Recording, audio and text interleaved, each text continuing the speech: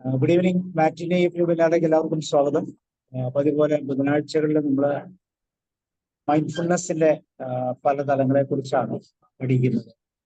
അപ്പൊ ഇന്നത്തെ വിഷയം പേഴ്സണാലിറ്റി ഡിസോർഡറിന്റെ പാർട്ടായിട്ടുള്ള നാർസിസ്റ്റിക് ബിഹേവിയർ അല്ലെങ്കിൽ പേഴ്സണാലിറ്റി ഡിസോർഡർ എങ്ങനെയാണ് മൈൻഡ്ഫുൾനെസ്സുമായിട്ട് നമുക്ക് ഡീൽ ചെയ്യുന്നത്, എങ്ങനെയാണ് അതിനെ മാനേജ് ചെയ്യുക എന്ന് നമ്മളോട് സംസാരിക്കുന്ന ആന്റണി സാറാണ്.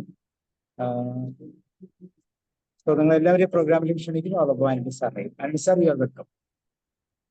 Thank you Sabu sir. എല്ലാവർക്കും ഞാനൊരു നല്ല സായാഹ്നം ആശംസിക്കുന്നു. സാബു സാർ പറഞ്ഞതുപോലെ മൈൻഡ്ഫുൾനെസ്, സാവധാനപൂർവ്വ ധ്യാനം, ആരാധനാപരമായ അല്ലെങ്കിൽ അങ്ങനെയുള്ള ആ പേഴ്സണാലിറ്റി അല്ലെങ്കിൽ നാർസിസ്റ്റിക് ഡിസോർഡർ അല്ലെങ്കിൽ നാർസിസ്റ്റിക് പേഴ്സണാലിറ്റി ഉള്ള ആ ഡിസോർഡർ ഉള്ള ആളുകളെ കുറിച്ച് എങ്ങനെ ആണ് നമുക്ക് സ്വയം നമ്മളെ കണ്ടെത്താൻ സാധിക്കുമോ എന്നുള്ളതാണ് ഇന്നത്തെ വിഷയം. ആമുഖമായിട്ട് ഞാൻ പറയട്ടെ, ഒരു നാർസിസ്റ്റിക് ഡിസോർഡർ ഉള്ള ഒരാളുടെ കൂട്ടത്തിൽ ജീവിക്കുക എന്നുള്ളതോ അവരുമായിട്ട് എങ്ങനെ ഒത്തുചേർന്ന് പോകാമെന്നുള്ളതോ ഒന്നുമല്ല ഇന്നത്തെ ഈ വിഷയത്തിന്റെ കണ്ടന്റ്. ഇന്നത്തെ വിഷയം ഞാൻ അവതരിപ്പിക്കുന്നത് അല്ലെങ്കിൽ ഞാൻ സംസാരിക്കാൻ പോകുന്നത് നമ്മളിൽ തന്നെ നാർസിസ്റ്റിക് ടെൻഡൻസി ഉണ്ടോ, അതിനെന്തുമാത്രം അതോ NPD ആയിട്ടുള്ള ഒരു ഡിസോർഡറിലേക്ക് പോയിട്ടുണ്ടോ, അഥവാ നമ്മൾ എന്തുമാത്രം ഈ നാർസിസ്റ്റിക് ആയിട്ടുള്ള ടെൻഡൻസി അങ്ങനെയുള്ള പേഴ്സണാലിറ്റി ടൈപ്പ് നമ്മളിലുണ്ട് എന്നുള്ളതിനെ കുറിച്ച് തിരിച്ചറിയുന്നതിന് വേണ്ടിയിട്ടുള്ളതാണ്. അപ്പൊ ആദ്യമായിട്ട് മനസ്സിലാക്കുക, സർവൈവൽ ഒരു കിറ്റ് അല്ല ഞാൻ തരുന്നത്, നേരെ മറിച്ച് നമ്മൾ സ്വയം മനസ്സിലാക്കുക എന്നുള്ളതാണ്. ഒരു നാർസിസ്റ്റ് ആയിട്ടുള്ള ഒരാളുടെ കൂട്ടത്തിൽ ജീവിക്കുക എന്ന് പറയുന്നത് ഒരു ലൈഫ് ലോങ് ഇൻപ്രിസൺമെന്റ് ആണെന്ന് വേണമെങ്കിൽ പറയാം. കാരണം അവരുടെ ആ സ്വഭാവ രീതി വെച്ച് നമ്മളെ നമ്മളെ അടക്കി ഭരിക്കും, അതുപോലെയുള്ള നമ്മളെ യൂസ് ചെയ്യും, മാനിപ്പുലേറ്റ് ചെയ്യും, ശാരീരികമായിട്ടും മാനസികമായിട്ടും നമ്മളെ അബ്യൂസ് ചെയ്യും, ഉപദ്രവിക്കും. ഇങ്ങനെയൊക്കെയുള്ള എല്ലാ തരത്തിലുള്ള പെരുമാറ്റങ്ങളും ഒരു നാർസിസ്റ്റിന്റെ കയ്യിൽ നിന്ന് നമുക്ക് മറ്റുള്ളവർക്ക് ലഭിക്കാറുണ്ട്. ഈ ഒരു സ്വഭാവ രീതി NPD എന്ന് പറയുന്നത് ഒരു വലിയ ഡിസോർഡർ ആയിട്ട് 1911 മനഃശാസ്ത്രജ്ഞന്മാർ കണ്ടുപിടിച്ചത്. അതിനുശേഷം ഇതേക്കുറിച്ച് വളരെയേറെ റിസർച്ചുകൾ നടന്നു. നമുക്കറിയാം, മനുഷ്യൻ എപ്പോഴും കൂടുതൽ സ്വാർത്ഥതയുള്ളവരാണ്. അപ്പൊ അത് പല രീതിയിലായിരിക്കാം. പണത്തിന് വേണ്ടി, അല്ലെങ്കിൽ പദവിക്ക് വേണ്ടി, സൽപ്പേരിന് വേണ്ടി, കീർത്തിക്ക് വേണ്ടി, അല്ലെങ്കിൽ ലൈംഗികമായിട്ട്, ഇങ്ങനെയൊക്കെയുള്ള എല്ലാ കാര്യങ്ങളിലും മനുഷ്യൻ മറ്റുള്ളവരെ ഉപയോഗിക്കാനുള്ള ഒരു മനോഭാവം കൂടുതലായിട്ട് മനുഷ്യരിലുണ്ട്. അത് ഈ കാലത്ത് കൂടിക്കൂടി വരുന്നുമുണ്ട് എന്നാണ് നമ്മൾ മനസ്സിലാക്കേണ്ടത്. ലോക ജനസംഖ്യയിൽ ഏകദേശം 0.5 to 5% ആളുകൾ നാർസിസ്റ്റിക് ശരിക്കും NPD അല്ലെങ്കിൽ ആ ഡിസോർഡറിൽ പെട്ടവരാണ്. ബാക്കിയുള്ള നമ്മളിൽ തന്നെ ചെറിയ തോതിലുള്ള നാർസിസ്റ്റിക് ആയിട്ടുള്ള ആ ടെൻഡൻസികൾ ഉണ്ടാകും, ചില സമയത്ത് ചില സാഹചര്യത്തിൽ ഉണ്ടാകും. നാർസിസ്റ്റുകളുടെ ഏറ്റവും വലിയ പ്രശ്നം അല്ലെങ്കിൽ അവരുടെ ഏറ്റവും വലിയ പ്രത്യേകത എന്ന് പറയുന്നത് അവർ ഒരിക്കലും തിരിച്ചറിയുന്നില്ല. എനിക്ക് ഒരു ഞാനൊരു നാർസിസ്റ്റ് ആണ്, അല്ലെങ്കിൽ എനിക്ക് ഇതുപോലുള്ള ഒരു ടെൻഡൻസി അല്ലെങ്കിൽ ഡിസോർഡർ ഉണ്ടെന്ന് അവരെ പറഞ്ഞു മനസ്സിലാക്കാൻ ആർക്കും സാധിക്കില്ല. ഇനി അവരോട് ആരെങ്കിലും എന്തെങ്കിലും പറഞ്ഞാൽ തന്നെ അവരൊരിക്കലും അത് സ്വീകരിക്കാനും തയ്യാറല്ല. നമുക്കറിയാം, നമുക്ക് നമ്മളെക്കുറിച്ച് തന്നെ ഒരു അവബോധമില്ലെങ്കിൽ നമ്മൾ അന്ധരായി തീരുകയാണ് ചെയ്യുന്നത്. നമുക്കറിയാൻ സാധിക്കില്ല. ആ ഒരു പ്രശ്നം ഉള്ളത് കൊണ്ടാണ് നാർസിസ്റ്റുകളെ കൈകാര്യം ചെയ്യുന്നതിന് സാധാരണഗതിയിൽ മറ്റു മനുഷ്യർ, കൂടെ താമസിക്കുന്നവർ അല്ലെങ്കിൽ ജോലി ചെയ്യുന്നവർ, ഇങ്ങനെയുള്ള ആളുകൾക്ക് വലിയ ബുദ്ധിമുട്ടായിത്തീരുന്നത്. ഓക്കെ, നമുക്ക് ഇതിന്റെ വിശദാംശങ്ങളിലേക്ക് പോകാം. ഞാൻ ആദ്യം സൂചിപ്പിച്ചതുപോലെ ഒരു നാർസിസ്റ്റിനെ, നമ്മളിൽ തന്നെയുള്ള ഒരു നാർസിസ്റ്റിനെ കണ്ടുപിടിക്കുക, അല്ലെങ്കിൽ നമുക്ക് അതുപോലെയുള്ള പ്രശ്നങ്ങൾ ഉണ്ടോ എന്ന് അറിയുന്നതിനുള്ള ഒരു ഉപാധി അല്ലെങ്കിൽ അതിനുള്ള ഒരു ഗൈഡ് ലൈൻസ് ആണ് ഞാനിന്ന് തരുന്നത്, അല്ലെങ്കിൽ ഞാനിന്ന് സംസാരിക്കുന്നത്. നമുക്ക് കൂടുതലായിട്ട് വിശദാംശങ്ങളിലേക്ക് പോകാം. സാറേ കാണാമല്ലോ അല്ലേ? സ്ക്രീൻ കാണാമല്ലോ? ഓക്കെ, കാണാമെന്ന് തോന്നുന്നു. ഓക്കെ, ഞാൻ ഐ വിൽ കണ്ടിന്യൂ. സാറ് ബിസിയാണ്. Thank you. Mindfulness an antidote to narcissism എന്നുള്ളതാണ് ഇന്നത്തെ വിഷയം. ഇനി ഞാൻ കൂടുതലായിട്ട് സംസാരിക്കുന്നു, അല്ലെങ്കിൽ എൻ്റെ ഒബ്ജക്റ്റീവ്സ് എന്ന് പറയുന്നത്, വാട്ട് ഈസ് നാർസിസം എന്ന് പറഞ്ഞ ആത്മ ആരാധന എന്നാണ് സാധാരണ മലയാളത്തിൽ. അതിന് 2-3 വാക്കുണ്ട്. ഞാൻ ഈ ഒരു വാക്കാണ് ഉപയോഗിക്കുന്നത്. Types of narcissism. അതുപോലെ key characteristics of narcissism, causes of narcissism, behavioural problems of narcissism, mindful way to overcome narcissism. ഞാൻ ആദ്യം പറഞ്ഞ അതേ കാര്യം ഒന്നുകൂടി ഞാൻ റിപ്പീറ്റ് ചെയ്യുകയാണ്. ഇത് മറ്റുള്ളവരിലേക്ക് വിരൽ ചൂണ്ടുകയല്ല, നമ്മൾ നമ്മളിലേക്ക് തന്നെ വിരൽ ചൂണ്ടുന്നു, അല്ലെങ്കിൽ നമ്മളെ കുറിച്ച് തന്നെ ഒരു പരിശോധന നടത്തുന്നു. ഞാൻ ഒരു നാർസിസ്റ്റ് ആണോ, അല്ലെങ്കിൽ നിങ്ങൾ ഏതെങ്കിലും തരത്തിൽ ഇതുപോലെയുള്ള ബിഹേവിയർ ഉള്ളവരാണോ എന്ന് കണ്ടുപിടിക്കാനുള്ളതാണ്. വരുന്ന ആഴ്ചകളിൽ ഇതിനെക്കുറിച്ച് കൂടുതലായിട്ടുള്ള ഇതുമായിട്ട് ബന്ധപ്പെട്ട വിഷയങ്ങളെ കുറിച്ച് ഞാൻ കൂടുതൽ സംസാരിക്കും. നാർസിസം എന്താണ്? നാർസിസം എന്ന് ചോദിച്ചു കഴിഞ്ഞാൽ ഒരു inflated sense of self importance, അതായത് എപ്പോഴും ഞാനൊരു വലിയ ആളാണ്, സംഭവമാണ്, എന്നെക്കുറിച്ച് തന്നെ എനിക്ക് എന്നാണ് ഒരു ബലൂൺ ഊതി വീർപ്പിച്ചതുപോലെ, അല്ലെങ്കിൽ ഓബ്ജക്റ്റീവ് അല്ലാത്ത ഒരു ബേസും ഇല്ലാത്ത രീതിയിലുള്ള ഞാൻ എന്തോ ഒരു വലിയ സംഭവമാണെന്നുള്ള ഒരു ചിന്താഗതി, അവനവനെ കുറിച്ചുള്ള വലിയൊരു ചിന്ത. അതുപോലെ തന്നെ നീഡ് ഫോർ എക്സസീവ് അറ്റൻഷൻ, എപ്പോഴും എവിടെ ചെന്നാലും എന്നെ മറ്റുള്ളവർ ശ്രദ്ധിക്കണം, എന്നെ അംഗീകരിക്കണം, എനിക്ക് സ്വാഗതം പറയണം, എന്നെ എല്ലാ രീതിയിലും എനിക്ക് എവിടെയാണെങ്കിലും, വീട്ടിലാണെങ്കിലും പുറത്താണെങ്കിലും വഴിയിലാണെങ്കിലും എല്ലാവരും എന്നെ ബഹുമാനിക്കണം, സ്നേഹിക്കണം, ആദരിക്കണം. ഇങ്ങനെയൊക്കെയുള്ള ആ ഒരു അത് വളരെ ആഴത്തിലുള്ള എക്സസീവ് അറ്റൻഷൻ ആൻഡ് അഡ്മിറേഷൻ. ഒന്നും ചെയ്താലും ചെയ്തില്ലെങ്കിലും എപ്പോഴും കൂടുതലായിട്ടുള്ള അഡ്മിറേഷൻ, അല്ല മറ്റുള്ളവരുടെ കയ്യടിയ്, മറ്റുള്ളവർ നമ്മളെ യഥാർത്ഥത്തിലുള്ളതിനേക്കാൾ കൂടുതൽ നമ്മളെ അഡ്മയർ ചെയ്യണം, ഉള്ള ആ ഒരു മനോഭാവം ഉള്ള വ്യക്തികളാണ്, അല്ലെങ്കിൽ അവരെയാണ് നമ്മൾ സാധാരണ നാർസിസ്റ്റ് എന്ന് പറയുന്നത്. ഇവരുടെ മറ്റൊരു പ്രത്യേകത എന്ന് പറയുന്നത് lack of empathy for others. മറ്റുള്ളവരെ കുറിച്ച് അവർക്ക് യാതൊരു വിധത്തിലുള്ള ഒരു എംപതി, സ്വാനുകമ്പ എന്ന് പറയുന്നത് അവരിലില്ല.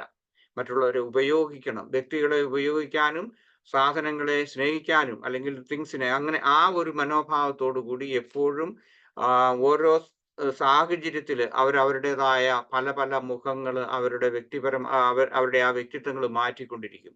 ചില സമയത്ത് അവർ വളരെ പ്ലീസിങ് ആയിരിക്കും, ചാമിങ് ആയിരിക്കും, ചില സമയത്ത് അവർ വളരെ അതോറിറ്റേറ്റീവായിട്ട് പെരുമാറും.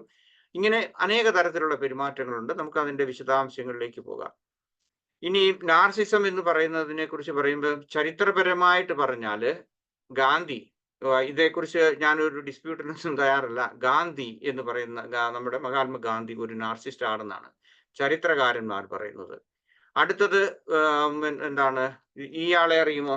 വെറുതെ ചോദിക്കുമോ? ആർക്കെങ്കിലും പറയാമോ? ഇയാളെ പെട്ടെന്ന് തിരിച്ചറിയാൻ സാധിക്കുമായിരിക്കും. ആരാണ് ഇത്? പറയാമോ? ഹിറ്റ്ലർ. Thank you. ഹിറ്റ്ലർ ആണ്. ഇതോ? പലതരത്തിലുള്ള ഫോട്ടോസ് ഉണ്ട്, ഞാൻ ഒരെണ്ണം എടുത്തേ ഉള്ളൂ. അത് റോമിലാരോ ആണ്? ഇല്ല, അലക്സാണ്ടർ ദ ഗ്രേറ്റ് ആണ്. നോക്കണം, Alexander the great, Mahatma Gandhi. ഇതോ? ഇയാള്? അത് ലൂയി 14 അല്ല, നെപ്പോളിയൻ ആണ്. ഈ പലതരത്തിലുള്ള ഫോട്ടോസ് ഉണ്ട്. എനിവേ, ഞാൻ അത് 4 പേരെ പറഞ്ഞെന്ന് മാത്രമേ ഉള്ളൂ. Okay, then types of narcissism അല്ലെങ്കിൽ ടൈപ്സ് ഓഫ് നാർസിസ്റ്റ് എന്ന് പറയാം. ഒന്ന് ഗ്രാൻഡിയോസ്, അതായത് അവരുടെ ആ ടൈപ്പ് പെട്ടവരാണ്. അവര് സോ അറഗന്റ് ആയിരിക്കും എല്ലാ സ്ഥലത്തിനും എപ്പോഴും. പ്രത്യേകിച്ച് അവർ സേഫ് ആയിട്ടുള്ള ഒരു സോണിൽ വന്നു കഴിഞ്ഞാൽ, ഉദാഹരണമായിട്ട് ഫാമിലി അല്ലെങ്കിൽ അവർ ജോലി ചെയ്യുന്ന സ്ഥലം, എപ്പോഴും പുറത്തിറങ്ങി അവർക്ക് അറഗന്റ് ആയിട്ട് പെരുമാറാൻ അവർക്ക് ചിലപ്പോൾ ധൈര്യം കിട്ടിയെന്ന് വരികയല്ല. കാരണം അവർക്ക് ചില സമയത്ത് അവർ വളരെ ഭയമുള്ളവരായിരിക്കും. അതിൻ്റെ ഒരു ഉദാഹരണമാണ് നെപ്പോളിയൻ എന്ന് പറയുന്ന ആള്. അദ്ദേഹം വളരെ ഭീരുവായിരുന്ന ഒരാളാണ്, പക്ഷേ യുദ്ധങ്ങൾ ചെയ്യുകയും ജയിക്കുകയൊക്കെ ചെയ്തിട്ടുണ്ട്. സോ അറോഗന്റ് ആയിട്ട് പെരുമാറും. മറ്റു ചില സമയത്ത് അവരുടെ കാര്യങ്ങൾക്ക് വേണ്ടിയിട്ട് അവർ വളരെ ചാമിങ് ആയിരിക്കും. അത് നമ്മൾക്കറിയാം. വളരെ ചില വ്യക്തിത്വങ്ങൾ അല്ലെങ്കിൽ ചില വ്യക്തികൾ വളരെ ചാമിങ് ആയിട്ട് പെരുമാറുകയും അവർ മറ്റുള്ളവരെ കബളിപ്പിക്കുകയൊക്കെ ചെയ്യുന്ന സംഭവങ്ങളൊക്കെ നമ്മുടെ നാട്ടിലും അതുപോലെ എല്ലായിടത്തും നടന്നതായിട്ട് നിങ്ങൾക്ക് അറിയാൻ സാധിക്കും. അപ്പൊ ചില സമയത്ത് അവർ ഉണ്ടായിരിക്കും. പിന്നെ ഗ്രാൻഡിയോസ്, അതായത് വളരെ സൂപ്പർഫിഷ്യലാണ്, വളരെ ഷോ ആയിരിക്കും അവരുടെ പെരുമാറ്റങ്ങളിൽ അല്ലെങ്കിൽ അവരുടെ സംസാരങ്ങളിൽ, അവരുടെ അറിവുകളെ കുറിച്ച് അവർ പറയുമ്പോൾ, മറ്റതുപോലുള്ള രീതിയിൽ വസ്ത്രധാരണത്തിൽ എല്ലാം വളരെ ഇതായിരിക്കും. അതുപോലെ ചാമിങ് ആയിട്ട് അവർ പെരുമാറുന്നു. ദെൻ ഓവർലി കോൺഫിഡൻറ്റ്, അവരുടെ കഴിവുകളെ കുറിച്ചൊക്കെ അവർക്ക് വളരെ കോൺഫിഡൻ്റ് ആണെന്നുള്ള രീതിയിൽ അവർ സംസാരിക്കും. പക്ഷേ അവർക്ക് അവരുടെ കഴിവുകളിലോ അല്ലെങ്കിൽ അവരെക്കുറിച്ചുള്ള അവരുടെ തന്നെ ആ അറിവിൽ ഒന്നും അവർ വളരെ അവര് വേണ്ടത്ര ആ അസസ്മെന്റ് നടത്തിയിട്ടുള്ളവരായിരിക്കില്ല. അതുപോലെ തന്നെ കാര്യങ്ങൾ സംസാരിക്കുമ്പോൾ അവർ ആക്യുറേറ്റ് ആയിട്ട് സംസാരിക്കുകയല്ല. ചില സമയത്തൊക്കെ അവർ വളരെയേറെ വിഡ്ഢിത്തരങ്ങൾ വിളിച്ചു പറയുകയൊക്കെ ചെയ്യും. പക്ഷെ അതൊക്കെ അതിൽ നിന്നൊക്കെ രക്ഷപ്പെടാനുള്ള കുറുക്ക് വഴികൾ അല്ലെങ്കിൽ വഴികളൊക്കെ അവർക്കറിയാം. Lack of empathy being and അതുപോലെ തന്നെ ആന്റഗണിസ്റ്റിക്, അതായത് സാമൂഹ്യമായിട്ടുള്ള ദ്രോഹങ്ങൾ ചെയ്യാൻ, അതുപോലെ തന്നെ സമൂഹത്തിൽ വേണ്ടത്ര പക്വതയോടുകൂടി പെരുമാറാനൊന്നും സാധിക്കാത്ത ആ രീതിയിലുള്ള പെരുമാറ്റ രീതികൾ ഒരു സമൂഹം എന്ന നിലയിൽ അവർക്ക് പെരുമാറേണ്ട ചില രീതികളൊന്നും അവർക്ക് അറിഞ്ഞുകൂടായിരിക്കും. അല്ലെങ്കിൽ പെട്ടെന്ന് അവർ ക്ഷോഭിക്കുകയും ആന്റഗണിസ്റ്റിക് ആയിട്ടുള്ള പെരുമാറ്റങ്ങളൊക്കെ അവർ മറ്റുള്ളവരോട് കാണിക്കും. അടുത്ത മറ്റൊരു നാർസിസ്റ്റിക് ആയിട്ടുള്ള എന്താണ് കവേർട്ട് ആൻഡ് വൾനറബിൾ എന്ന് പറയും. അതായത് കവേർട്ട് എന്ന് പറഞ്ഞാൽ അവരെല്ലാം മൂടി വെച്ച രീതിയിലുള്ള ഒരു പെരുമാറ്റമായിരിക്കും അവരുടെ പല കാര്യങ്ങളും. നോ എമ്പതി. പക്ഷെ എമ്പതി ഉണ്ടെന്ന് അവർ കാണിക്കും. ചില സന്ദർഭങ്ങളിൽ അവർ വലിയ വലിയ എന്താണ് ഒരു ദുരന്തങ്ങളൊക്കെ ഉണ്ടാകുകയാണെങ്കിൽ അവിടെയൊക്കെ പോവുക, അവിടെയൊക്കെ ചെയ്തെന്ന് വരും. അതല്ലെങ്കിൽ മറ്റു അതുപോലെയുള്ള പെരുമാറ്റ രീതികൾ അല്ലെങ്കിൽ ചെയ്യും. ഉദാഹരണമാണ്, അതിന്റെ ഏറ്റവും ടിപ്പിക്കൽ ഒരു ഉദാഹരണമാണ് 6 മില്യൺ ആൾക്കാരെ, യഹൂദന്മാരെ കൊന്നൊടുക്കിയ ഹിറ്റ്ലർ ഒരു വെജിറ്റേറിയൻ ആയിരുന്നു. അദ്ദേഹം പറഞ്ഞത് വെജിറ്റേറിയൻ ആകാനുള്ള കാരണം അദ്ദേഹത്തിന്റെ ബുദ്ധിമുട്ട് എന്താണെന്ന് ചോദിച്ചു കഴിഞ്ഞാൽ, മൃഗങ്ങൾ സഹിക്കുന്നുണ്ട്. അവരെ കൊല്ലുമ്പോൾ അവരെ അല്ലെങ്കിൽ നമ്മൾ ഭക്ഷിക്കാൻ വേണ്ടി അവരെ കൊല്ലുന്ന സമയത്ത് അവർക്കുണ്ടാകുന്ന ആ വേദനയെക്കുറിച്ച് ഓർത്തിട്ടാണ് പുള്ളി ആ എമ്പതി എന്ന് വേണമെങ്കിൽ പറയാം. അതുകൊണ്ടാണ് ഹിറ്റ്ലർ ഒരു ലൈഫ് ലോങ് വെജിറ്റേറിയൻ ആയിരുന്നു. പക്ഷെ അദ്ദേഹം ചെയ്തത് എന്താണെന്ന് ഞാൻ കൂടുതൽ പറയാൻ നിങ്ങൾക്കറിയാം. സോ അതുപോലെ തന്നെ സെൻസ് ഓഫ് ഡിസേർവിങ്നെസ് ഉണ്ട്. അതായത് എനിക്കെല്ലാം കിട്ടണം, ഞാൻ എല്ലാ കാര്യങ്ങൾക്കും ബഹുമതികൾക്ക് അല്ലെങ്കിൽ അംഗീകാരങ്ങൾക്ക്, കയ്യടികൾക്ക്, ആദരവുകൾക്കെല്ലാം ഞാൻ ഡിസേർവ് ചെയ്യുന്നുണ്ട് എന്നുള്ള ആ ഒരു സെൻസ് ഉണ്ട്. പിന്നെ ഇവര് ഹൈപ്പർ സെൻസിറ്റീവ് ആയിട്ടുള്ള ആളുകളായിരിക്കും. വളരെ സെൻസിറ്റീവ് ആയിട്ടുള്ള കാര്യങ്ങളാണ്. നിസ്സാര കാര്യങ്ങൾക്ക് അവർ പൊട്ടിത്തെറിക്കുക, അല്ലെങ്കിൽ വളരെ വളരെ ചൈൽഡിഷ് ആയിട്ട് അവർ പെരുമാറിയെന്നൊക്കെ വരും. മറ്റൊന്ന് പാസീവ് അഗ്രസീവ് ബിഹേവിയർ ഉണ്ടാകും. പലപ്പോഴും അവർ അഗ്രസീവ് ആണെന്ന് പുറമേ കാണിച്ചില്ലെങ്കിലും അവർ ടോളറേറ്റ് ചെയ്യാത്തവര്, പിന്നീട് അവർക്കുണ്ടാകുന്ന വിഷമങ്ങൾ വേറെ ഏതെങ്കിലും തരത്തിൽ അവർ കുത്തി നോയിപ്പിക്കാൻ അല്ലെങ്കിൽ അങ്ങനെയുള്ള സാഹചര്യങ്ങളിൽ കിട്ടുകയാണെങ്കിൽ അവർ ചെയ്തെന്ന് വരും. ചിലപ്പോൾ അവർ നേരെ പൊട്ടിത്തെറിച്ച് അഗ്രസീവ് ആകണമെന്നില്ല. പാസീവ് അഗ്രസീവ് ബിഹേവിയർ ഉണ്ട്. സെൻസ് ഓഫ് ജസ്റ്റിസ് ഇവർ കാണിച്ചെന്ന് വരും. അതായത് സംസാരത്തിലാണ് പ്രധാനമായിട്ട് വരുന്നത്. അതായത് ഏതെങ്കിലും സാമൂഹ്യമായിട്ടുള്ള തിന്മകൾ എന്തെങ്കിലുമൊക്കെ വന്നു കഴിഞ്ഞാൽ അതേക്കുറിച്ചൊക്കെ പ്രതികരിക്കും. ഞാൻ വെറുതെ ഒരു ഇത് പറയുന്നേ ഉള്ളൂ, ഞാൻ ആരെയും ഉദ്ദേശിച്ചൊന്നുമല്ല. ചിലപ്പം ഇവരൊക്കെ സാംസ്കാരിക നായകന്മാരെന്ന് നമ്മുടെ നാട്ടിൽ പറയുന്നവരുണ്ടാകും. അവരത് പറയും, പക്ഷെ അവരുടെ ഉള്ളിൽ അത് ചിലപ്പോൾ കണ്ടെന്ന് വരികയില്ല. അതുപോലെ തന്നെ ഇവർക്ക് ഹൈ സെൻസ് ഓഫ് മൊറാലിറ്റി ഇങ്ങനെയുള്ളവരാണെന്ന് അവർ കാണിക്കും. കാരണം അത് അവരുടെ ആ സെക്ഷൽ ഫ്രസ്ട്രേഷന് അല്ലെങ്കിൽ സെക്ഷൽ ആയിട്ടുള്ള അബ്യൂസ് അത് മറ്റുള്ളവർ അറിയാതിരിക്കാൻ വേണ്ടി ധാർമ്മികതയെ പറ്റി അവർ പറഞ്ഞുകൊണ്ടിരിക്കും. അതിന്റെ ആ പറച്ചിലിന്റെ ഉദ്ദേശം എന്താണെന്ന് വെച്ചാൽ, അവന് അല്ലെങ്കിൽ അവൾ ഈ ധാർമ്മികമായ രീതിയിൽ അല്ലെങ്കിൽ വേണ്ടത്ര രീതിയിലല്ല അവർ പോകുന്നത് എന്ന് പറഞ്ഞ് മറ്റുള്ളവരെ കളിയാക്കാൻ, ഇകഴ്ത്തി പറയാൻ വേണ്ടിയിട്ടുള്ള ആ സെൻസ് ഓഫ് ജസ്റ്റിസ് അതുപോലെ തന്നെ മൊറാലിറ്റി ഒക്കെ ഇവർ കാണിക്കും. അടുത്തത് മറ്റൊന്ന് റിസെന്റ്മെന്റ് എന്നുള്ളതാണ്. അതായത് ഒരു ടോളറേറ്റ് ചെയ്യാത്ത അല്ലെങ്കിൽ പ്രതികാര ബുദ്ധിയുള്ളവരായിരിക്കും. പിന്നെ ഇൻസെക്യൂരിറ്റി അവർക്ക് ഫീൽ ചെയ്യും. ഇവിടെ നമ്മൾ ആരിലേക്കും വിരൽ ചൂണ്ടരുത്. എനിക്കുണ്ടോ എന്നുള്ള ഒരു ചിന്തയിലേക്ക് വരുന്നതിന് വേണ്ടിയിട്ടാണ് ഞാൻ വീണ്ടും എൻ്റെ ഇന്നത്തെ ക്ലാസ്സിന്റെ ഉദ്ദേശം എന്താണെന്ന് ഞാൻ പറയുകയാണ്. ദെൻ അടുത്തത് കവേർട്ട് ആൻഡ് വൾനറബിലിറ്റി ആയിട്ടുള്ള ആളുകളുടെ വേറൊന്നാണ് കണ്ടംപ്റ്റ് ഫോർ അതേഴ്സ്. ആരെയും അംഗീകരിക്കാൻ അവർ തയ്യാറല്ല. ആരെന്തെല്ലാം രീതിയിൽ എന്തൊക്കെ ചെയ്താലും അതുകൊണ്ടൊന്നും കാര്യമൊന്നുമില്ല, അതിനേക്കാൾ ബെറ്റർ ആയിട്ട് എനിക്ക് ചെയ്യാം, അല്ലെങ്കിൽ അങ്ങനെ വ്യക്തമായിട്ട് പറഞ്ഞില്ലെങ്കിൽ തന്നെ എല്ലാവരോടും ഒരു പുച്ഛ മനോഭാവം പുലർത്തുന്നവരായിരിക്കും. കൺസിസ്റ്റന്റ് വിത്ത് സോഷ്യോപ്പതി, അതായത് സാമൂഹ്യമായിട്ടുള്ള ഒരു സൈക്കോപ്പതി പോലെയാണ്, സൈക്കോപാത്സ് പോലെയാണ് സോഷ്യോപ്പതി എന്ന് പറയുന്നത്. എല്ലാത്തിനും കുറ്റങ്ങളും കുറവുകളും കണ്ടുപിടിക്കുക, അതുപോലെ തന്നെ സാമൂഹ്യമായിട്ടുള്ള ആ ഒരു തെറ്റായ മനോഭാവം, മറ്റുള്ളവരെ ഇകഴ്ത്തി പറയാനും അതുപോലെ തന്നെ പുച്ഛിക്കാനുമുള്ള ആ ഒരു മനോഭാവം ഉണ്ടാകും. ദെൻ പ്രൊജക്ഷൻ, സൈക്കോളജിയിൽ പ്രൊജക്ഷൻ എന്ന് പറഞ്ഞാൽ നിങ്ങൾക്ക് അറിയാമെന്ന് ഞാൻ കരുതുന്നു, എങ്കിലും ഞാൻ പറയാം. അതായത് എന്നിലുള്ള കുറ്റം എന്താണോ അത് മറ്റുള്ളവരിലേക്ക് പ്രൊജക്റ്റ് ചെയ്യുക. ഞാൻ എന്ത് കാണിക്കുന്നു അതാണ് ഞാൻ പറഞ്ഞ ഉദാഹരണമായിട്ട് ഞാൻ പറഞ്ഞ മൊറാലിറ്റി. എൻ്റെ സപ്രസ് ചെയ്തിട്ടുള്ള അതാണെങ്കിൽ എന്തുണ്ടെങ്കിൽ ധാർമ്മികമായിട്ടുള്ള അല്ലെങ്കിൽ സെക്ഷൽ ആയിട്ടുള്ള ഇത് മറ്റുള്ളവരിലേക്ക് ഞാൻ പ്രൊജക്റ്റ് ചെയ്യും.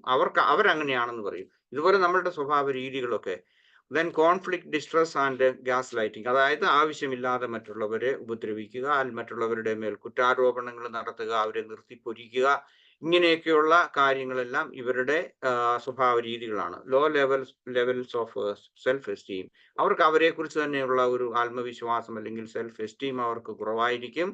ഹയർ ലെവൽസ് ഓഫ് ഡിപ്രഷനും ഇവരിൽ കാണപ്പെടാറുണ്ട്. ഇതൊക്കെ നമ്മൾ ഓർക്കുക. ഇത് ഏതെങ്കിലും തരത്തിലുള്ളതുണ്ടെന്നുണ്ടെങ്കിൽ നമ്മൾ ഒരു നാർസിസ്റ്റ് ആണോ എന്നുള്ളത് ചെക്ക് ചെയ്യുന്നതിനാണ് പ്രധാനമായിട്ടും ഇന്നത്തെ ക്ലാസ്. ദെൻ അടുത്തത് മാലിഗ്നന്റ്, ഏറ്റവും ഡേഞ്ചർ ആയിട്ടുള്ള അല്ലെങ്കിൽ ഏറ്റവും ഡിസോർഡർ അല്ലെങ്കിൽ ഒരു NPDയുടെ ഏറ്റവും ഹയസ്റ്റ് ലെവലിലുള്ള ഒന്നാണ് മാലിഗ്നന്റ് ആയിട്ടുള്ള ഈ നാർസിസ്റ്റ് എന്ന് പറയുന്നത്, അല്ലെങ്കിൽ ആ ബിഹേവിയർ. അവർ വളരെ ടോക്സിക് ആയിട്ടുള്ളതായിരിക്കും, മറ്റുള്ളവരോടെല്ലാം വളരെ അവേർസീവ്, എല്ലാവരിലോടും ദേഷ്യവും വിഷമങ്ങളൊക്കെ ഉണ്ടാകും. എക്സ്പ്ലോയിറ്റേറ്റീവ് ആൻഡ് ആന്റോഗണിസ്റ്റിക് ആയിരിക്കും. പിന്നെ സീമിംഗ്ലി സൈക്കോപ്പത്തിക് ആയിരിക്കും. ഓക്കെ, ഇത് രണ്ടും ഏതാണ്ട് ഒരുപോലെ കൈകോർത്ത് പോകുന്ന സ്വഭാവ രീതികളാണ്. എ ഫീലിംഗ് ബിട്രേഡ്, എപ്പോഴും അവര് ബിട്രേഡ് ആയിട്ട് അല്ലെങ്കിൽ അവർ ചതിക്കപ്പെട്ടു, വഞ്ചിക്കപ്പെട്ടു എന്നുള്ള ആ ഒരു രീതിയിൽ അല്ലെങ്കിൽ അങ്ങനെ ഒരു മനോഭാവത്തോടു കൂടി ആയിരിക്കും അവർ ജീവിക്കുന്നത് എപ്പോഴും. അതുപോലെ തന്നെ അവർ ഫിയർഫുൾ ആയിരിക്കും, അവർക്ക് ഒത്തിരി ഭയമുണ്ട് സാധാരണഗതിയേക്കാൾ. മാനിപ്പുലേറ്റഡ് ആൻഡ് ട്രിക്ട് എന്ന് പറയാം. മാനിപ്പുലേറ്റഡ് എന്ന് പറഞ്ഞാൽ ചൂഷണം ചെയ്യപ്പെട്ടു, അല്ലെങ്കിൽ അത് എനിക്ക് കിട്ടേണ്ടതായിരുന്നു, അല്ലെങ്കിൽ ഇവിടെ മാനിപ്പുലേറ്റഡ് എന്ന് ഉദ്ദേശിക്കുന്നത് മാനിപ്പുലേറ്റീവ് ആണ്.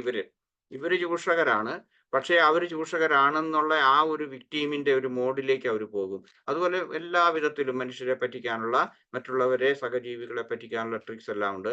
ചാമിങ് ആൻഡ് ഡിവാസ്റ്റേറ്റഡ്, ചില സമയത്ത് അവർ ചാമിങ് ആയിരിക്കും, അതുപോലെ തന്നെ ഡിവാസ്റ്റേറ്റഡ് ആയിട്ടുള്ള ബിഹേവിയർ ഇവരിൽ കാണാറുണ്ട്.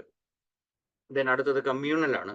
കമ്മ്യൂണൽ എന്ന് പറയുന്ന ഈ ഒരു നാർസിസ്റ്റുകളിൽ ഇക്കാലത്ത് വളരെ ഏറെ ആളുകളുണ്ട്, അല്ലെങ്കിൽ അതേ രീതിയിലുള്ള ആ ഒരു ഇത് ഇക്കാലത്ത് വളരെ പ്രസക്തമാണ്. കാരണം അവർ സോഷ്യൽ മീഡിയകളിൽ ഇപ്പൊ എന്തെല്ലാം സോഷ്യൽ മീഡിയ ഉണ്ടോ അവിടെ എല്ലാം പോയി അക്കൗണ്ട് എടുത്ത് അവിടെ എല്ലാം അവരുടെ ചെറുതും വലുതുമായിട്ടുള്ള എല്ലാ കാര്യങ്ങളും അവരിടും. ഉദാഹരണമായിട്ട് ഏറ്റവും കൂടുതലൊക്കെ ചെയ്യുന്നത് രാവിലെ ഒരു ഫോട്ടോ ഇടും, വൈകിട്ടൊരു ഫോട്ടോ ഇടും, കമന്റ് തന്നെ താൻ എഴുതും. അതിനേക്കാളും വലിയൊരു തമാശ ഞാൻ കണ്ടിട്ടുള്ളത്, ഇന്നെന്റെ ബർത്ത്ഡേ ആണെന്ന് പറഞ്ഞുകൊണ്ട് പലരും ഇടാറുണ്ട്. എനിക്കറിയത്തില്ല, ഈ കഴിഞ്ഞ ദിവസം ഒരാൾ എഴുതിയിരുന്നു കണ്ടു, നിങ്ങൾ ആരെങ്കിലും കണ്ടോ എന്ന് എനിക്ക് അറിഞ്ഞുകൂടാ.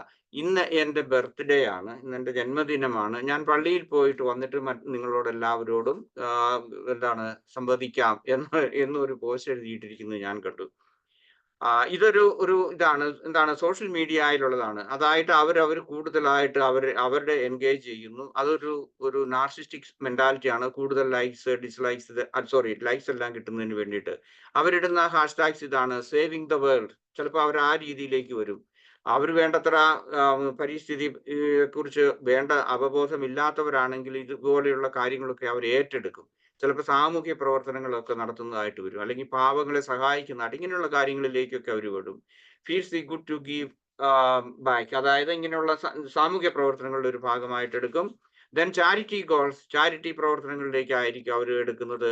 Then I love everyone, അല്ലെങ്കിൽ പിന്നെ the elephants are the people to എന്നൊക്കെ പറഞ്ഞ് ഇതുപോലെയുള്ള കാര്യങ്ങളെല്ലാം ഇങ്ങനെ ഹാഷ്ടാഗ്സ് കൊടുക്കുന്ന ഒരു നാർസിസ്റ്റിക് മെന്റാലിറ്റി സാധാരണ കുറെ പേരിൽ ഇപ്പൊ പ്രത്യേകിച്ച് കാണുന്നുണ്ട്. അടുത്തത് നെഗ്ലക്ട്ഫുൾ ആയിട്ടുള്ള, അതായത് ആരെയും സ്നേഹിക്കുകയോ അല്ലെങ്കിൽ മറ്റുള്ളവരുമായിട്ടുള്ള ഒരു ജെന്യുവിൻ ആയിട്ടുള്ള ആത്മാർത്ഥമായ ഒരു റിലേഷൻഷിപ്പ് കീപ്പ് ചെയ്യാൻ ഇവർക്ക് താല്പര്യമില്ല.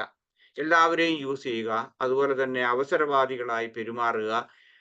എല്ലാ ബന്ധങ്ങളിലും ഭാര്യ ഭർത്തൃ ബന്ധങ്ങളാകാം, കുടുംബത്തിലാകാം, മക്കളോടാകാം, അല്ലെങ്കിൽ മറ്റതുപോലെയുള്ള ജോലി സ്ഥലങ്ങളിലാകാം, അയൽവക്കങ്ങളിലാകാം, എല്ലാ ബന്ധങ്ങളിലും അവർക്കൊരു ജെന്യുവിൻ ആയിട്ടുള്ള ഒരു റിലേഷൻഷിപ്പ് കീപ്പ് ചെയ്യാൻ പറ്റിയില്ല. ഇത് അവസരവാദികളുമായിരിക്കും അവര്. ഓക്കെ, അടുത്ത കോസസ് ആണ്. എന്തുകൊണ്ടാണ് പല ആളുകളും, ഞാൻ പറഞ്ഞല്ലോ 0.5 മുതൽ 5% വരെ സാധാരണ ഒരു പോപ്പുലേഷനിൽ നാർസിസ്റ്റ് മെന്റാലിറ്റി ഉള്ളവരാകുന്നു എന്നുള്ളതിന്റെ പ്രധാനപ്പെട്ട കാരണം പേരന്റ് ചൈൽഡ് റിലേഷൻഷിപ്പ് ആണ്. വിത്ത് ഏതർ ടു മച്ച് അഡോറേഷൻ, അല്ലെങ്കിൽ കൂടുതൽ അഡ്മിറേഷൻ ആകാം, അഡോറേഷൻ ആകാം, മക്കളെ കൂടുതൽ ആയിട്ട് ടു മച്ച് ലവ്, അല്ലെങ്കിൽ അതുപോലെയുള്ളത്. അതില്ലെങ്കിൽ ടു മച്ച് ക്രിറ്റിസിസം ആകാം, മക്കളെ വേണ്ടതിലധികമായിട്ട് അവരെ ക്രിട്ടിസൈസ് ചെയ്ത് അവരെ ഇകഴ്ത്തി കെട്ടാൻ അവർ ശ്രമിക്കും. അതായത് ചിലരെ സംബന്ധിച്ചിടത്തോളം ഒരു ഇൻഫ്ലേറ്റഡ് ആയിട്ടുള്ള ആ ഒരു ഇമേജ് ആയിരിക്കും കൊടുക്കുന്നത്. അത് യഥാർത്ഥ ലോകത്തിലേക്ക് ജീവിതത്തിലേക്ക് വരുമ്പോൾ അവർക്ക് പിടിച്ചു നിൽക്കാൻ സാധിക്കാതെ വരും.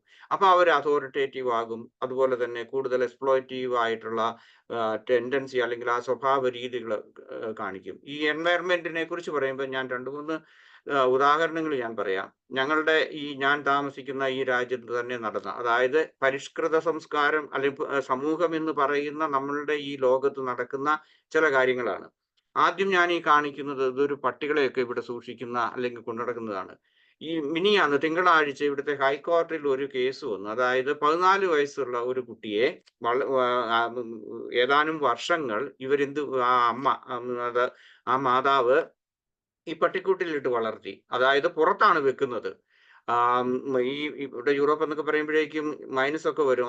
അവർക്ക് ആ കുഞ്ഞിന് വേണ്ടത്ര ചൂടുള്ള അറ്റ്മോസ്ഫിയർ കൊടുത്തുള്ള ഇതുപോലെ ചൂടും തണുപ്പും ഒക്കെ സഹിച്ച് ആ കുഞ്ഞിരുന്നു. 14 വയസ്സുള്ള ഒരു കൊച്ചായിരുന്നു. ആ കൊച്ചിന് അവസാനം ആരോ കണ്ട് അവർ രക്ഷപ്പെടുത്തി കഴിഞ്ഞപ്പോൾ കേസ് നടക്കുകയാണ്. അമ്മയെ ശിക്ഷിച്ചു. അതിനുശേഷം ഇവിടെ ഒരു ഇതുണ്ട്, ഏതെങ്കിലും ഒരു വിക്ടിം ഇങ്ങനെ എന്തെങ്കിലും സംഭവിച്ചു കഴിഞ്ഞു കഴിഞ്ഞാൽ സ്റ്റേറ്റ് നഷ്ടപരിഹാരം കൊടുക്കണമെന്നുണ്ട്. അതിന്റെ കേസ് മിനിയാന്നാണ് ഹൈക്കോടതിയിൽ വന്നത്. ആദ്യത്തെ ജില്ലാ കോടതി അത് അനുവദിച്ചു. ഹൈക്കോടതി വന്നപ്പോൾ അത് റിജക്റ്റ് ചെയ്യപ്പെട്ടു. ഇനി അവരത് സുപ്രീം കോടതിയിലേക്ക് പോവുകയാണ്. ഓക്കെ, അത് ഞാൻ പറഞ്ഞ ഇത്രയേ ഉള്ളൂ. ഒരു മാതാവ് സ്വന്തം കുഞ്ഞിനെ പീഡിപ്പിച്ചതിൻ്റെ ഇതാണ്, ഈ എൻവയർമെന്റിലേക്ക് വരുന്നതിൻ്റെ ഇതാണ്. അടുത്ത ഈ പെൺകുട്ടി നത്താഷ കാമ്പൂഷ് എന്ന് പറയും. ഞാൻ ഇവിടെ താമസിക്കുന്ന ഈ ജില്ലയിൽ തന്നെയുള്ള ഒരു പെൺകുട്ടിയാണ്. അതിന്റെ 10ാമത്തെ വയസ്സിൽ സ്കൂളിലേക്ക് പോയ സമയത്ത് ആ പെൺകുട്ടിയെ ഒരാൾ തട്ടിക്കൊണ്ടു പോകുന്നു. 8 വർഷം തടവിൽ അയാളുടെ വീടിന്റെ അടിയിലുള്ള ഒരു സെല്ലറിൽ അല്ലെങ്കിൽ ബേസ്മെന്റിൽ അയാൾ തടവിൽ താമസിപ്പിച്ചു. 18ാമത്തെ വയസ്സിൽ 10 വയസ്സിൽ കൊണ്ടുപോയി. 18ാമത്തെ വയസ്സിൽ ആ പെൺകുട്ടി ഓടി അടുത്തുള്ള അയൽക്കാരിയുടെ വീട്ടിൽ ചെന്നിട്ട് പറഞ്ഞു, ഞാൻ ഇന്ന ആളാണെന്ന് പറഞ്ഞു. ഈ കേസ് വളരെ പ്രമാദമായ ഒരു കേസായിരുന്നു ഇവിടെ. 18ാമത്തെ വയസ്സിൽ ആ കുട്ടി രക്ഷപ്പെടുന്നു. അന്ന് തന്നെ അയാൾ തട്ടിക്കൊണ്ടുപോയ ആൾ ആത്മഹത്യ ചെയ്യുന്നു. നടന്നതാണ്. ഈ ആളെ പറ്റി നിങ്ങൾ 2008 ഈ കാണുന്ന ഈ മനുഷ്യനെ പറ്റി നിങ്ങൾ എല്ലാവരും നാട്ടിൽ പത്രങ്ങളിൽ വായിച്ചിട്ടുള്ളതാണ്. ഞാനിപ്പോൾ ആരാണെന്ന് ചോദിച്ച സമയം കളഞ്ഞില്ല. ഇയാളുടെ പേര് ജോസഫ് ഫ്രിറ്റ്സൽ എന്ന് പറയും. ഞാൻ ഇവിടുന്ന് വിയന്നയിൽ നിന്ന് അടുത്ത ഒരു സ്റ്റേറ്റ് ആണ്, ലോവർ ഓസ്ട്രിയയിലുള്ളതാണ്. ഇയാൾ ചെയ്തത് എന്താണെന്ന് ചോദിച്ചു കഴിഞ്ഞാൽ 1984 മുതൽ 2008 വരെ സ്വന്തം മകളെ അയാൾ, ഈ എലിസബത്ത് ഫ്രിറ്റ്സൽ എന്ന് പറയുന്ന ഈ പെൺകുട്ടിയെ അയാൾ തടവിലാക്കി. അതിനുശേഷം ഇവളെ വളരെയേറെ ചൂഷണം ചെയ്തു. അതുപോലെ ലൈംഗികമായി പീഡിപ്പിച്ചു. സ്വന്തം പിതാവിൽ നിന്ന് 7 മക്കൾ വരെ ഉണ്ടായി. അയാളെ 2008 അവസാനം കണ്ടുപിടിച്ചു. അതിന്റെ ഡീറ്റെയിൽസിലേക്ക് ഞാൻ പോകുന്നില്ല. അയാളെ പിടിച്ചു. ഇപ്പം അയാള് 24 വർഷത്തേക്ക് അയാളെ ശിക്ഷിച്ചു. അയാൾക്ക് 1935 ജനിച്ചയാളാണ്. ഇപ്പൊ അയാളുടെ പ്രായം നിങ്ങൾക്ക് ഏകദേശം കാൽക്കുലേറ്റ് ചെയ്യാം. കഴിഞ്ഞ വർഷം ഇയാളെ ജയിലിൽ നിന്ന് മാറ്റി ഒരു ഹോസ്പിറ്റലിലേക്ക്, അതുപോലെയുള്ള ഒരു തടവിൽ തന്നെ അയാളെ സംരക്ഷിക്കണമെന്ന് പറഞ്ഞ് ഒരു കേസ് വന്നു. അതിന്റെ ഫൈനൽ ആയിട്ടുള്ള തീരുമാനം എടുത്തിട്ടില്ല. എനിവേ, ഞാൻ ഇത്രയും പറഞ്ഞത് എൻവയറമെന്റ്, ഏതെല്ലാം സാഹചര്യത്തിലാണ് മനുഷ്യർ നാർസിസ്റ്റിക് ആയിട്ട് മറ്റുള്ളവരോട് പെരുമാറുന്നത്, അതുപോലെ തന്നെ മറ്റുള്ളവരെ വളർത്തുന്നത്. മറ്റൊരു കോസ് എന്ന് പറയുന്നത് ജനറ്റിക്സിലായിട്ടാണ്, ഇൻഹെറിറ്റഡ് ആണ്. അത് സംഭവിക്കാം. കാരണം ഇപ്പം നമ്മൾ നാർസിസ്റ്റിക് ആയിട്ടുള്ള പെരുമാറ്റം, അക്യൂട്ട് നാർസിസ്റ്റിക് അല്ലെങ്കിൽ NPD ഉള്ള ആളുകളാണെന്നുണ്ടെങ്കിൽ തീർച്ചയായിട്ടും അവരിൽ നിന്നുണ്ടാകുന്ന മക്കൾ അല്ലെങ്കിൽ അതിൽ നിന്ന് തീർച്ചയായിട്ടും അതുപോലെയുള്ള സ്വഭാവ രീതികളുള്ള ആളുകൾ ഉണ്ടാകാൻ സാധ്യതയുണ്ട്. ഓക്കെ, അടുത്തത് കൾച്ചറൽ ഇൻഫ്ലുവൻസസ് ആണ്, സാംസ്കാരികമായിട്ടുള്ളതാണ്. ഇത് അതായത് മേധാവിത്വം അല്ലെങ്കിൽ അടിമത്വം, അതുപോലെ തന്നെ നമ്മളുടെ നമ്മളുടെ തൊലിയെ അനുസരിച്ചുള്ള ആ പെരുമാറ്റം, ഇതൊക്കെ വരുന്നത് പലപ്പോഴും എല്ലാ രാജ്യത്തും ഉള്ളതാണ്. നമ്മുടെ നാട്ടിലുണ്ട്. കൾച്ചറൽ ആയിട്ടുള്ള ഇൻഫ്ലുവൻസ് കൊണ്ട് നാർസിസ്റ്റുകളായി തീരുന്നവരുണ്ട്, എപ്പോഴും മേധാവിത്വം പുലർത്തുന്നവരുണ്ട്. യൂറോപ്പിൽ അല്ലെങ്കിൽ വിദേശ രാജ്യങ്ങളിൽ അവരുടേതായിട്ടുള്ള തദ്ദേശീയരുടേതായിട്ടുള്ളതുണ്ട്. അതുപോലെ തന്നെ കുടിയേറ്റക്കാരെ, അവരെയും അവരുടെ മക്കളെയും തലമുറകളെയും അവർ വേണ്ട വിധത്തിൽ ബഹുമാനിച്ചെന്ന് വരികയില്ല. അതുപോലെയുള്ള ആ സാംസ്കാരികമായിട്ടുള്ള കാരണങ്ങൾ കൊണ്ടുണ്ടാകാം. ഇനി അടുത്തത് ചലഞ്ചസ് ആണ്. ഇങ്ങനെയുള്ള വ്യക്തികൾക്കുണ്ടാകുന്ന വെല്ലുവിളികൾ, നാർസിസ്റ്റ് ആയിട്ടുള്ള ആളുകൾക്ക് ഉണ്ടാകുന്ന വെല്ലുവിളികളെ കുറിച്ച് കൂടി പറയാനാണ്. ഒന്ന്, ഇവരുടെ വ്യക്തിബന്ധങ്ങൾ വളരെ മോശമായിരിക്കും. ഇന്റർപേഴ്സണൽ റിലേഷൻഷിപ്പിൽ ഇവർ വളരെ മോശമായിട്ടായിരിക്കും. കാരണം അവര് ഒരു ഭാഗത്ത് അത് അവരുടെ ബന്ധങ്ങൾ അല്ലെങ്കിൽ അക്സെപ്റ്റൻസ്, അതുപോലെ സ്നേഹം, ഇങ്ങനെയുള്ള കരുണ, ഇതൊക്കെ അവർക്ക് കിട്ടണമെന്ന് അവർ പ്രതീക്ഷിക്കുന്നുണ്ടെങ്കിലും ഇത് കൊടുക്കാൻ സാധിക്കില്ല. അതുപോലെ തന്നെ അവർ വളരെയേറെ നാർസിസ്റ്റിക് ആയിട്ടുള്ള വിക്ടീംസിനെ സൃഷ്ടിച്ചുകൊണ്ടിരിക്കും. മക്കളോടായിരിക്കും, അല്ലെങ്കിൽ മാതാപിതാക്കളോടായിരിക്കും. ഇങ്ങനെ ഏതെല്ലാം തരത്തിലുണ്ടോ ഇങ്ങനെയുള്ള സ്വഭാവമുള്ളവര് മറ്റുള്ളവർക്ക് വിഷമങ്ങൾ ഉണ്ടാക്കുന്നതുകൊണ്ട് അവർക്ക് നല്ല ഒരു വ്യക്തിബന്ധം ഉണ്ടാകുകയില്ല. മറ്റൊന്ന് ഓക്യുപ്പേഷണൽ ഇഷ്യൂസ് ആണ്. അത് ജോലി സ്ഥലങ്ങളിലും ഈ നാർസിസ്റ്റിക് ടെൻഡൻസി കാണിച്ചിട്ടുണ്ടെങ്കിൽ നമ്മൾ ഒറ്റപ്പെട്ടു പോകും, അല്ലെങ്കിൽ ഒറ്റപ്പെടുത്തും. അതുപോലെ തന്നെ ചിലപ്പം ചില സ്ഥലങ്ങളിൽ നിന്ന് ജോലിയിൽ നിന്ന് പിരിച്ചുവിടും. കാരണം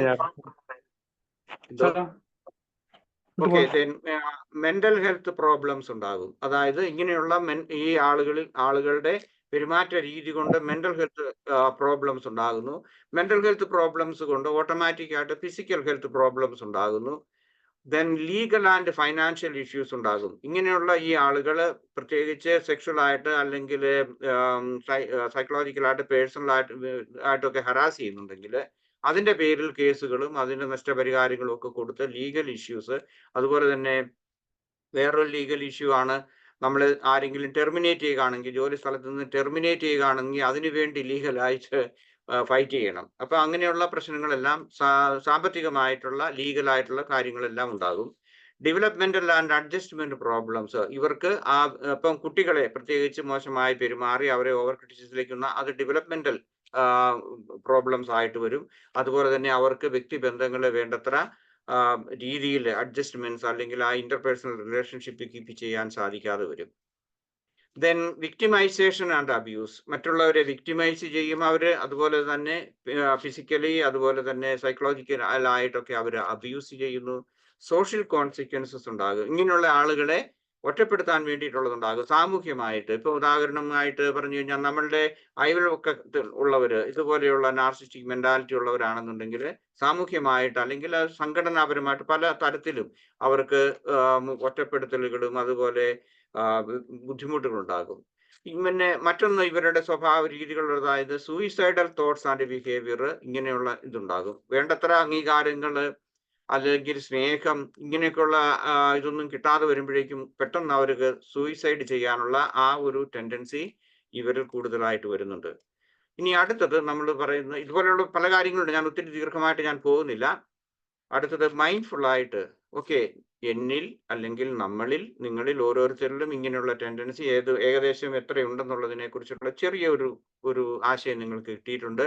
അങ്ങനെ ഉണ്ടെങ്കിൽ നമുക്ക് മൈൻഡ്ഫുൾ ആയിട്ട് എങ്ങനെ നമുക്ക് ഇതിനെ ഓവർകം ചെയ്യാൻ പറ്റും, ഇതിനെ എങ്ങനെയാണ് നമുക്ക് മൈൻഡ്ഫുൾ ആയിട്ട് അവധാനപൂർവ്വം നമുക്ക് കൂടുതൽ നമ്മളുടെ ആ ഭാഗം രക്ഷപ്പെടുത്താൻ സാധിക്കുക, അല്ലെങ്കിൽ നമുക്കൊരു സേഫ് സോണിലേക്ക് പോകാൻ പറ്റുക, മറ്റുള്ളവർക്ക് ദുഃഖവും ദുരിതങ്ങളും വേദനകളും കുറയ്ക്കാൻ നമുക്ക് എങ്ങനെ സാധിക്കും എന്നുള്ളതിനെ കുറിച്ചാണ് മൈൻഡ്ഫുൾ വേ.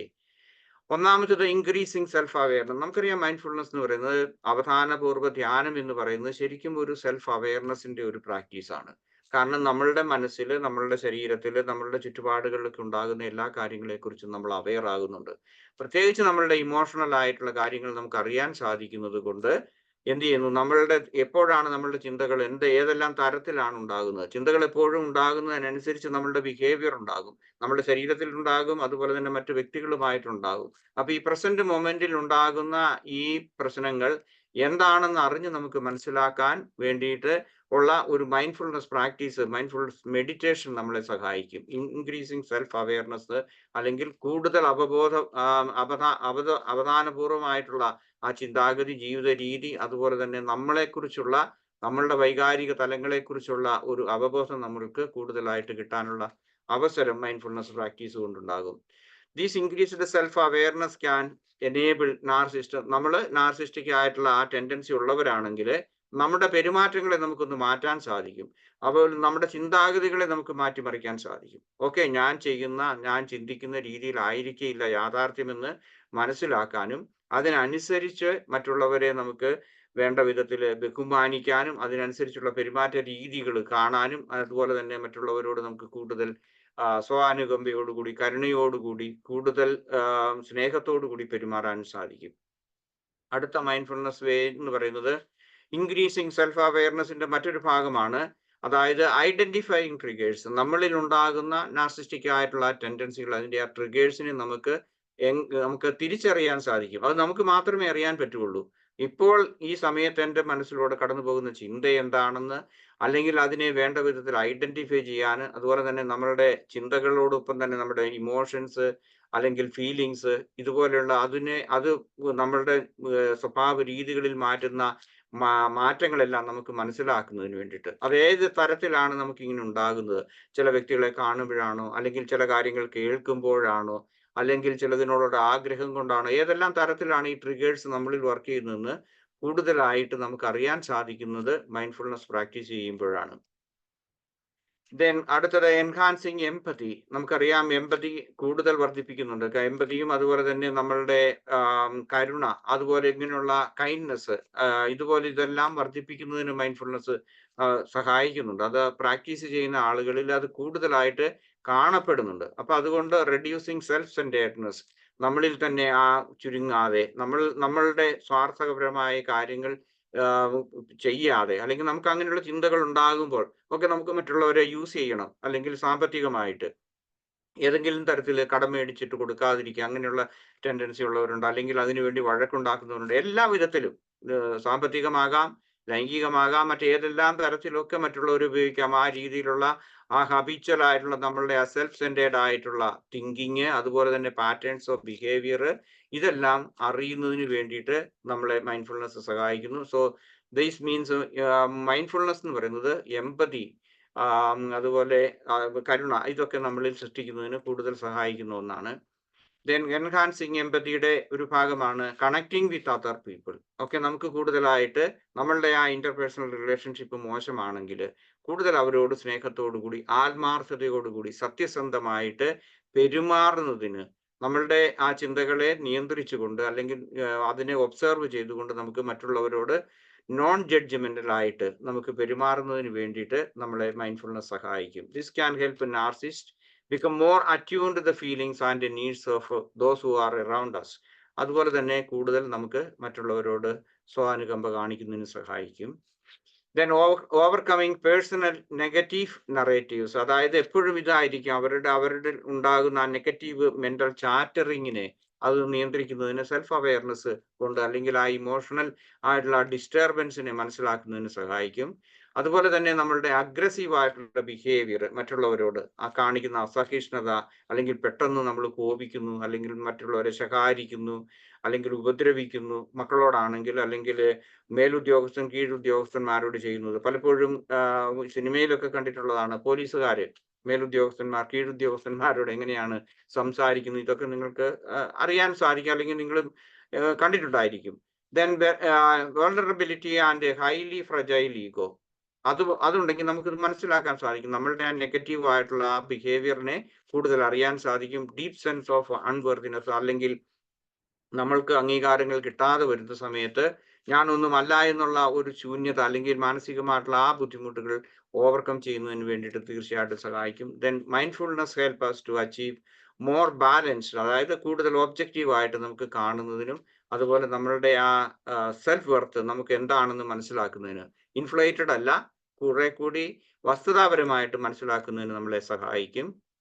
ദെൻ കൾട്ടിവേറ്റിംഗ് ഹെൽത്തി കോൺഫിഡൻസ്, അതായത് നമുക്ക് കൂടുതൽ ആത്മവിശ്വാസം നമ്മളിൽ വളർത്തുന്നതിനും, ആ ആത്മവിശ്വാസം നമ്മളുടെ സെൽഫ് എസ്റ്റീമിനെയും സെൽഫ് കോൺഫിഡൻസിനെയും വർദ്ധിപ്പിക്കും. അതുപോലെ അത് നമ്മളെ കൂടുതൽ പോസിറ്റീവ് ആയിട്ടുള്ള എക്സ്പീരിയൻസിലേക്ക് നമ്മളെ കൊണ്ടുപോകുന്നതിന് മൈൻഡ്ഫുൾനെസ് സഹായിക്കും. Then developing sympathetic joy. Sympathetic joy എന്ന് പറയുന്നത്, ഇതിനെക്കുറിച്ച് ഞാൻ സംസാരിച്ചിട്ടുണ്ടായിരുന്നു, ക്ലാസ്സിൽ എടുത്തതാണ്. Sympathetic, how to develop or how to maintain sympathetic joy എന്ന് പറയുന്നത്. ഇത് മറ്റുള്ളവരോടുള്ള ആ പെരുമാറ്റം, അതായത് എനിക്ക് മറ്റുള്ളവരെ ഉപയോഗിക്കാനുള്ള വസ്തുക്കളല്ല എന്നുള്ള, വ്യക്തികൾ എൻ്റെ വസ്തുക്കളല്ല എന്നുള്ള ആ ഒരു ഇത് വരുമ്പോഴേക്കും നമുക്ക് അവരോട് കൂടുതൽ സ്വാനുഭാവം ഉണ്ടാകും, അതുപോലെ കമ്പാഷൻ ഉണ്ടാകും. ഇതിനെല്ലാം വളർത്തിയെടുക്കുന്നതിന് സാധിക്കും. ടു ഓവർകം എൻവി, അസൂയപ്പെടാതിരിക്കാൻ. I'm better than you thinking or acting എന്നുള്ള, അതായത് ഞാൻ എല്ലാമാണ്, എനിക്ക് എല്ലാ കഴിവുകളുണ്ട്, ഞാൻ ചെയ്യുന്നതെല്ലാം, ഞാൻ പ്രവർത്തിക്കുന്നതെല്ലാം ശരിയാണെന്ന് കരുതുന്ന ആൾക്കാരുണ്ട്. അതുപോലെ സുപ്പീരിയോറിറ്റി കോംപ്ലക്സ് ഉണ്ടാകും. അവർ ചെയ്തതിനെ പറ്റി നമ്മളുടെ സംസാര രീതികളിൽ നമ്മൾ ശ്രദ്ധിച്ചിട്ടുണ്ടോ? മറ്റുള്ളവരുമായിട്ട് ചില സംസാരിക്കുമ്പോൾ നാർസിസ്റ്റിക് ആയിട്ടുള്ള ആളുകൾ പറയും, ഞാൻ അത് ചെയ്തു, ഇത് ചെയ്തു, അത് അങ്ങനെയൊക്കെ സംഭവിച്ചു. ചിലപ്പോൾ അവർ പറയുന്നത് അവർ ഫെയിൽ ആയതിനെ കുറിച്ച് അവർ അറിയുന്നില്ല. They are ignorant. നമുക്ക് കേൾക്കുന്നത് നമുക്ക് മനസ്സിലാകും. അതുപോലെ എപ്പോഴും എല്ലായ്പ്പോഴും ആ സുപ്പീരിയോറിറ്റി കോംപ്ലക്സ് ഉണ്ടാകാതിരിക്കുന്നതിന് വേണ്ടിയിട്ട് തീർച്ചയായിട്ടും മൈൻഡ്ഫുൾനെസ് സഹായിക്കും. ഇംപ്രൂവിങ് ഇമോഷണൽ റെഗുലേഷൻ, അതായത് നമ്മളുടെ മാനേജിങ് ഇന്റൻസ് ഇമോഷൻസ്. പെട്ടെന്നാണ് ഇങ്ങനെയുള്ള ആളുകൾ പൊട്ടിത്തെറിക്കുന്നതും ദേഷ്യപ്പെടുന്നതും ആട്ടിക്കുന്നതും ഇതെല്ലാം ചെയ്യുന്നതിന് വേണ്ടിയിട്ട്. ഞാൻ ഓർക്കുന്നുണ്ട് ഒരിക്കല് ഈ ഞങ്ങളുടെ ഇവിടുന്ന് പോയ ഒരാള് ഒരു വിമാനത്താവളത്തിൽ വെച്ച് ഭാര്യയുമുണ്ട്, വേറെ അയാളുടെ ഒരു നീസും ഉണ്ട്. അവരുമായിട്ട് ഇങ്ങനെ പോരുന്ന സമയത്ത് എയർപോർട്ടിൽ വെച്ച് ഏതോ ഒരു ഇതിനു വേണ്ടിയിട്ട് ഒരു നാർസിസ്റ്റ് ആണ്. അയാൾ എന്തോ പ്രകോപനം ഉണ്ടായിട്ട് ആ എയർപോർട്ടിൽ വെച്ച് ആ ക്യാമറയുടെ അതുപോലെ ആ യാത്രക്കാരുടെ ഇടയിൽ വെച്ച് ആ നീസിനെ അടിച്ചു കഴിഞ്ഞപ്പോഴത്തേക്കും അവരൊന്നും കംപ്ലൈന്റ് ചെയ്തില്ല. പക്ഷേ സംഭവിച്ചത് എന്താണെന്ന് വെച്ച് കഴിഞ്ഞാൽ ക്യാമറ ഉണ്ടായിരുന്നു, സെക്യൂരിറ്റി ഫോഴ്സ് വന്നു, അവർ ഇയാളെ പിടിച്ചു. ചോദിച്ചു കഴിഞ്ഞ് വെച്ചാൽ പിന്നെ അവർ ഇങ്ങനെ വിദേശത്തേക്ക് പോകുന്നവരൊക്കെ ആയതുകൊണ്ട് ഇത് ആരാണെന്ന് ചോദിച്ചു. അപ്പം അവര് എങ്ങനെയും ഇയാളോട് പറഞ്ഞു, ഭാര്യയാണെങ്കിൽ ഞങ്ങൾ കേസ് എടുക്കുന്നില്ല, അല്ലെങ്കിൽ ഞങ്ങൾ കേസ് എടുക്കുമെന്ന് പറഞ്ഞു. അപ്പൊ ഇയാൾ പറഞ്ഞു എന്റെ ഭാര്യയാണെന്ന് പറഞ്ഞു. മനസ്സിലായോ? മാനേജിങ് ഇന്റൻസ് ഇമോഷൻസ് എന്തോ ആണെന്ന് കൃത്യമായിട്ട് എനിക്ക് അറിഞ്ഞുകൂടാ. അപ്പൊ ഇങ്ങനെയുള്ള കാര്യങ്ങൾ പൊട്ടിത്തെറിയൊക്കെ ഉണ്ടാകുകയാണെന്നുണ്ടെങ്കിൽ മൈൻഡ്ഫുൾ വേയിലാണെന്നുണ്ടെങ്കിൽ നമുക്ക് പെട്ടെന്ന് നമ്മളുടെ ഇമോഷൻസിനെ നമുക്ക് കൺട്രോൾ ചെയ്യാൻ വേണ്ടിയിട്ട് ബ്രീത്തിങ് എക്സസൈസ് നമുക്ക് പ്രാക്ടീസ് ചെയ്യാം പെട്ടെന്ന്.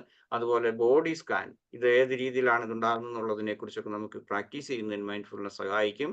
Learn to responding versus reacting. ഉരുളയ്ക്ക് ഉപ്പേരിയല്ല, അതാണ് റിയാക്ടിങ് എന്ന് പറയുന്നത്. റെസ്പോണ്ടിങ് എന്ന് പറഞ്ഞാൽ കാര്യകാരണ സഹിതം ലോജിക്കലായിട്ട് ചിന്തിച്ച് നമുക്ക് പെരുമാറുന്നതിന് വേണ്ടിയിട്ട് തീർച്ചയായിട്ടും നമ്മളുടെ ആ ഇമോഷൻസിനെ നമുക്ക് കൺട്രോൾ ചെയ്യുക, അല്ലെങ്കിൽ അതേക്കുറിച്ച് കൂടുതൽ അവബോധമുള്ളവരാക്കിക്കൊണ്ട് വരുന്നതിന് വേണ്ടിയിട്ട് നമ്മളെ സഹായിക്കും. അടുത്തത് promoting acceptance and self compassion. കൂടുതലായിട്ട് സെൽഫ് കമ്പാഷൻ അത് നമുക്ക് നമ്മളോട് തന്നെ കാണിക്കുന്നതിന്, അതായത് ഇതെല്ലാം നമുക്ക് കിട്ടണമെന്നുള്ള നമ്മുടെ ആ ആഗ്രഹമുണ്ടല്ലോ, ദുരാഗ്രഹം, നമ്മളുടെ സ്വാർത്ഥപരമായിട്ടുള്ള ഇത്, അത് കുറയ്ക്കുന്നതിന് വേണ്ടിയിട്ടും കൂടുതൽ ആ കിട്ടാത്തതിലുള്ള ഫ്രസ്ട്രേഷൻസ് അത് കുറയ്ക്കുന്നതിന് വേണ്ടിയിട്ട് നമുക്ക് സെൽഫ് കമ്പാഷൻ കൂടുതൽ ക്രിയേറ്റ് ചെയ്യാം. റെഡ്യൂസിങ് സെൽഫ് ക്രിറ്റിസിസം, അത് കുറയ്ക്കുന്നതിന് വേണ്ടി സാധിക്കും. Then accepting flows. നാർസിസ്റ്റുകളുടെ ഒരു പ്രത്യേകത എന്ന് പറയുന്നത് അവരെ ഒരിക്കലും ആർക്കും തിരുത്താൻ മേല. അത് കാരണം അവരോട് എന്തെങ്കിലും തരത്തിലുള്ള നിങ്ങൾ ചെയ്യുന്നത് ഇതാണ്, നിങ്ങൾ ചെയ്യുന്നത് തെറ്റാണെന്ന് പറഞ്ഞു കഴിഞ്ഞാൽ ഒരിക്കലും അവർ സ്വീകരിക്കില്ല. അതിനു വേണ്ടി അവർ ഉരുണ്ട് കളിച്ച് നമ്മളെ വീണ്ടും ഹരാസ് ചെയ്യുന്നതിന് വേണ്ടിയിട്ടാണ് അവർ ചെയ്യുന്നത്. സോ അക്സെപ്റ്റിംഗ് അവർ ഫ്ലോസ്, നമ്മളുടെ മിസ്റ്റേക്സ് എന്താണെന്ന് കണ്ടുപിടിക്കുന്നതിന് മൈൻഡ്ഫുൾനെസ് നമ്മളെ സഹായിക്കും. Then cultivating growth mind set. Growth mind സെറ്റും അതുപോലെ തന്നെ ഫിക്സ്ഡ് മൈൻഡ് സെറ്റും ഉണ്ട്. അതായത് കൂടുതൽ ഓപ്പൺനെസ് നമുക്ക് മറ്റുള്ള എല്ലാ കാര്യങ്ങളോടും ഉണ്ടാകും. വൈകാരികമായിട്ടുണ്ടാകും, അതുപോലെ തന്നെ കോഗ്നിറ്റീവ് ആയിട്ടുണ്ടാകും. ഒത്തിരി കാര്യങ്ങളിൽ നമുക്ക് കൂടുതൽ ഓപ്പൺനെസ് ഉണ്ടാകും. അതുപോലെ തന്നെ ഇപ്പോൾ ഒരാളോട് ഞാനിപ്പോൾ പറഞ്ഞതുപോലെ നിങ്ങൾ ചെയ്യുന്നത് തെറ്റാണ് എന്ന് അവരെ ഒന്ന് ക്രിട്ടിസൈസ് ചെയ്യുകയല്ല, അവരുടെ തെറ്റ് ചൂണ്ടിക്കാണിച്ചാൽ അതും ഒരു ഗ്രോത്ത് മൈൻഡ് സെറ്റ് ഉണ്ടെങ്കിൽ അതിനെ സ്വീകരിക്കാൻ പറ്റുള്ളൂ. കാരണം എന്നോട് ഈ ആൾ പറഞ്ഞത്, ഇപ്പോൾ എൻ്റെ ഭാര്യയാകാം, മകനാകാം, മകളാകാം, മറ്റുള്ളവർ ആരെങ്കിലും പറഞ്ഞവര് അതിലും റീസൺ ഉണ്ടെന്ന് കണ്ടുപിടിക്കാനുള്ള ആ growth mind set. Fixed mind set ആണെങ്കിൽ അവർ ക്ലോസ്ഡ് മൈൻഡ് സെറ്റ് ആണ്, അല്ലെങ്കിൽ അതിൽ നിന്ന് അവർ മാറിയല്ല. Encouraging individuals to see personal growth as a continuous process, അതിലേക്ക് വരുന്നതിന് സഹായിക്കും. Then enhancing interpersonal relationship. നമുക്ക് വ്യക്തിപരമായിട്ട് നമ്മളുടെ ഈ നാർസിസ്റ്റിക് ആയിട്ടുള്ള നമ്മളുടെ ആ ടെൻഡൻസി നമ്മൾ കുറച്ചാൽ മാത്രമേ എവിടെ നമ്മൾ ജീവിക്കുന്നുവോ അവിടെ നമുക്ക് കൂടുതൽ ആ വ്യക്തിബന്ധങ്ങൾ വളർത്താൻ സാധിക്കുകയുള്ളൂ, കൂടുതൽ സമാധാനം ഉണ്ടാകുകയുള്ളൂ, കൂടുതൽ നല്ല രീതിയിൽ സന്തോഷത്തോടു കൂടി നമുക്ക് ജീവിക്കാൻ പറ്റുള്ളൂ. Improve active listening and communication skills വർദ്ധിപ്പിക്കുന്നതിന് മൈൻഡ്ഫുൾനെസ് സഹായിക്കും. മറ്റൊന്ന് enhancing self awareness with meditation. നമ്മൾക്ക് കൂടുതൽ സെൽഫ് അവെയർനെസ് കൂടുതൽ ഉണ്ടാകുന്നതിന് മെഡിറ്റേഷൻ സഹായിക്കുന്നു. Mindfulness practices to deepen self knowledge to encounter self distortion. നമ്മളുടെ ആ സെൽഫ് ഡിസ്റ്റോർഷനെ, സെൽഫ് ക്രിറ്റിസിസം, ഇതെല്ലാം മാറ്റാൻ, അല്ലെങ്കിൽ ഡിപ്രസീവ് ആയിട്ടുള്ള ചിന്തകൾ മാറ്റുന്നതിന് വേണ്ടിയിട്ട് മൈൻഡ്ഫുൾനെസ് സഹായിക്കും. Combining mindfulness and acceptance. Then mindfulness based stress reduction, MBSR എന്ന് പറയുന്ന ഒരു കോഴ്സ് ഉണ്ട്, 8 ആഴ്ചയുള്ളതാണ്. അപ്പം അത് എന്ത് ചെയ്യുന്നു, ഇങ്ങനെയുള്ള കോഴ്സുകളൊക്കെ അറ്റൻഡ് ചെയ്യുകയാണെന്നുണ്ടെങ്കിൽ നമുക്ക് incorporates mindfulness meditation to help with emotional regulation and stress management. കുറയ്ക്കുന്നതിന് വേണ്ടിയിട്ടുള്ള ഇതുണ്ട്. ഇത് അറ്റൻഡ് ചെയ്യാൻ വേണ്ടി ഞാൻ റെക്കമെൻഡ് ചെയ്യുകയല്ല, ഇങ്ങനെ ഉണ്ട് എന്ന് മാത്രം ഞാൻ അറിയിക്കുന്നത് മാത്രമേ ഉള്ളൂ.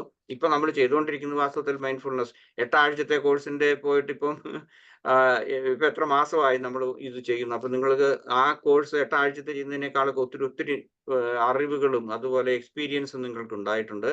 മറ്റൊന്ന് ഡയലക്റ്റിക്കൽ ബിഹേവിയർ തെറപ്പി എന്ന് പറയുന്നത് ഈ നാർസിസ്റ്റിക് ഇങ്ങനെയുള്ള ആളുകൾക്ക് കൊടുക്കാവുന്ന ഒന്നാണ് MBSR അല്ലെങ്കിൽ DBT എന്ന് പറയുന്നത്.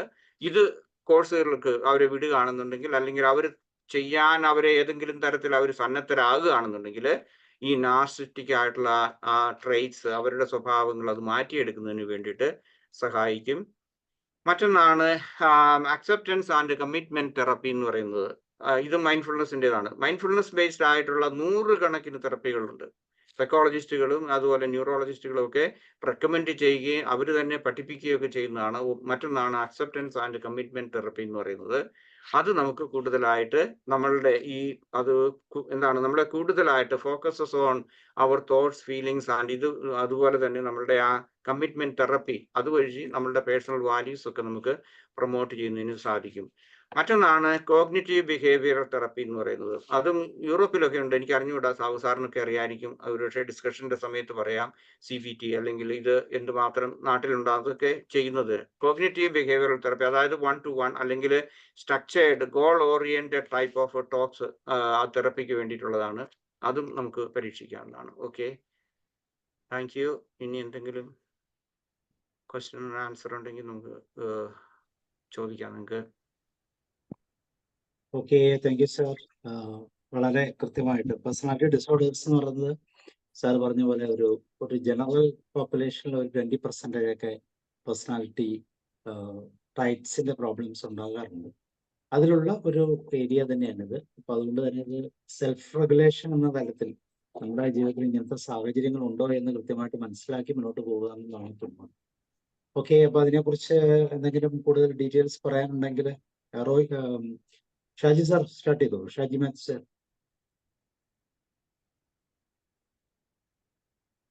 സാറേ, പ്രത്യേകിച്ചൊന്നും പറയാനില്ല. നല്ല പ്രസന്റേഷൻ. നാർസിസ്റ്റിക് പേഴ്സണാലിറ്റി എന്താന്ന് കൂടുതൽ തിരിച്ചറിയുന്നതിനും പിന്നെ നമുക്ക് തന്നെ നമ്മളിൽ എന്തെങ്കിലുമൊക്കെ ആ ലെവലിൽ ഉണ്ടോ എന്നൊക്കെ തിരിച്ചറിയുന്നതിനൊക്കെ വളരെ സഹായമായ അനിൽ സാറിന്റെ ക്ലാസ് വളരെ നല്ലതായിരുന്നു. Thank you sir.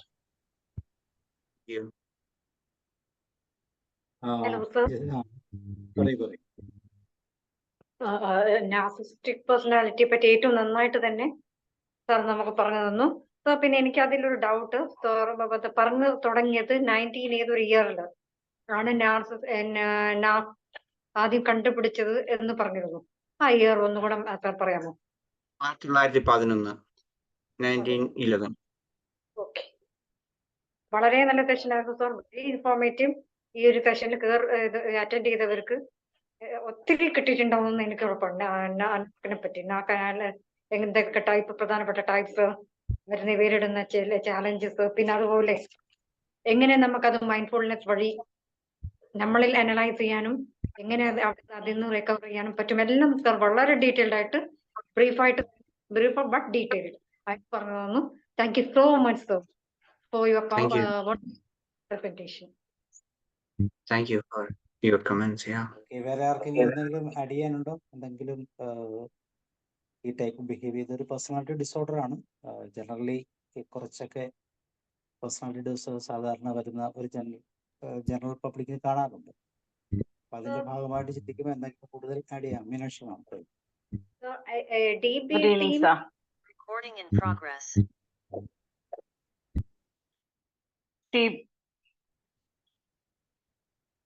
ഹലോ, ഒന്നുകൂടി പറഞ്ഞോളൂ പ്ലീസ് കണ്ടിന്യൂ. CBT ഇവിടെ ഉണ്ട് സാർ. ഇവിടെ അത്യാവശ്യം വൈഡായിട്ട് തന്നെ യൂസ് ചെയ്യുന്ന ഒന്നാണ് കോഗ്നിറ്റീവ് ബിഹേവിയർ തെറപ്പി.